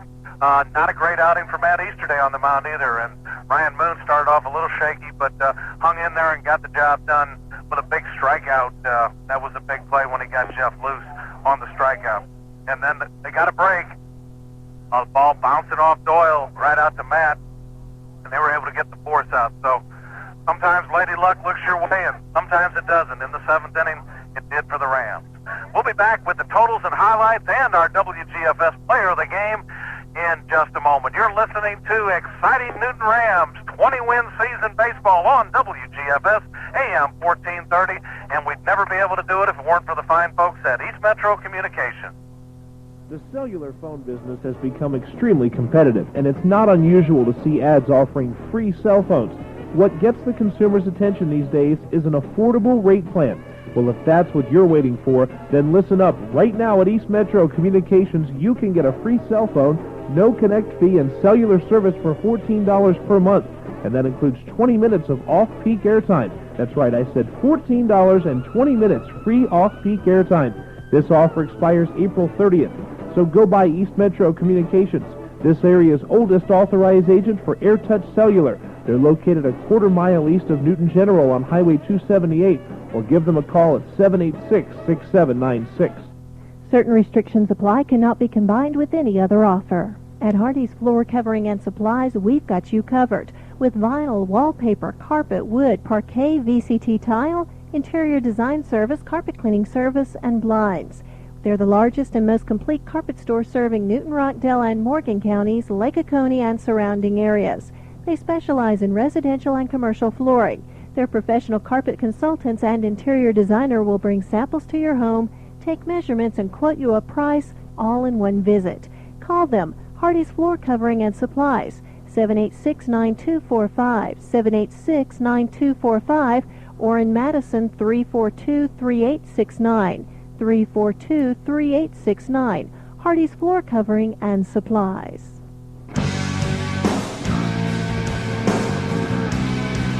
In Lilburn, Georgia, the Rams winners, as you hear our winning music in the background, which we play after every Ram win. And we've got the chance to do it for 20 victories this year for the Newton Rams in the regular season. They beat the Berkmar Patriots here 7-4. 7 runs, 9 hits for the Rams. They did make 4 errors, most of them by that left side of the infield. They left 9 men on base. The winning pitcher in this whole affair, I guess Luke Allen, going to 3 2/3 innings, facing 16 batters, giving up no runs with 1 walk and 6 strikeouts. And we'll get to more on him in just a moment. The Berkmar Patriots, 4 runs, also 9 hits. They made 3 errors. One of the biggest factors in this game, Berkmar left 15 men on base in the 7 innings that they were there, and they had a little trouble clutch hitting and hitting with 2 outs, and that's partially to their detriment and also to the credit of Ram pitchers who pitched well with runners on base. Your loser here is Justin Horner, as he came in the 5th inning when the Rams took the lead. Probably a real critical turning point in the game, the 6th inning. The Patriots loaded the bases with nobody out, and Luke Allen, with perhaps one of the gutsiest performances you'll ever see, induced the first hitter, Tony Martin, to hit a high chopper back to the mound. Luke climbed the ladder to get it, made a perfect throw to Chris Middlebrooks, who stayed at home, and even though getting clipped by the runner, got the force out, and then he struck out the next 2 hitters to get out of it. Just a great job by Luke Allen. In fact, Luke Allen did something that nobody else could do today, it seemed, was throw strikes. He came in, he only walked 1 batter, and did a fine job. Plus, his bat is on fire, as you were saying. First 3 times up, he rang base hits. The last time he was robbed on a ball that could have been a base hit, as it was ripped up the middle, and he reached on the fielder's choice, and eventually, I believe, came around to score. Did he score on that? No, he did not score on that, but played a very integral part, and of course, not too difficult to say that Luke Allen, the player of the game from WGFS. Congratulations, Luke. Super job. Going away. No other choice needed. This is, as they say, a no-brainer. In fact, I will throw another thing in for you. Allen came in with the bases loaded in the 3rd and struck out loose and got Dane Weigel to fly out to the first baseman to end that threat. So he was involved in everything good in this game. Kind of reminds you of the Salem Seminole game last year, where he was involved in everything positive for the Newton Rams. But Allen is our player of the game for game number 24, which also happens to be win number 20, Bill Dolan, and we brought to a close the 1996 regular season. Hard to believe that quickly the regular season is over, but we know this much. In 3 days, we'll be bringing you more live Ram action, as they are the number 1 seed in 8-A South, and they will face the number 3 seed on the north side in the first round of the region tournament sometime Thursday. Just have to feel good, because when you can win one of these gut-wrenching games like this, it gives you that momentum again. They go in with a 7-game winning streak. They came back and beat the team that had beat them, and Berkmar troubled them to death. Like we said, we weren't happy until the final out was made. Until that last out was called at first base, I was worried. When it's finally over and the Rams win, they got to feel good about pulling this one off.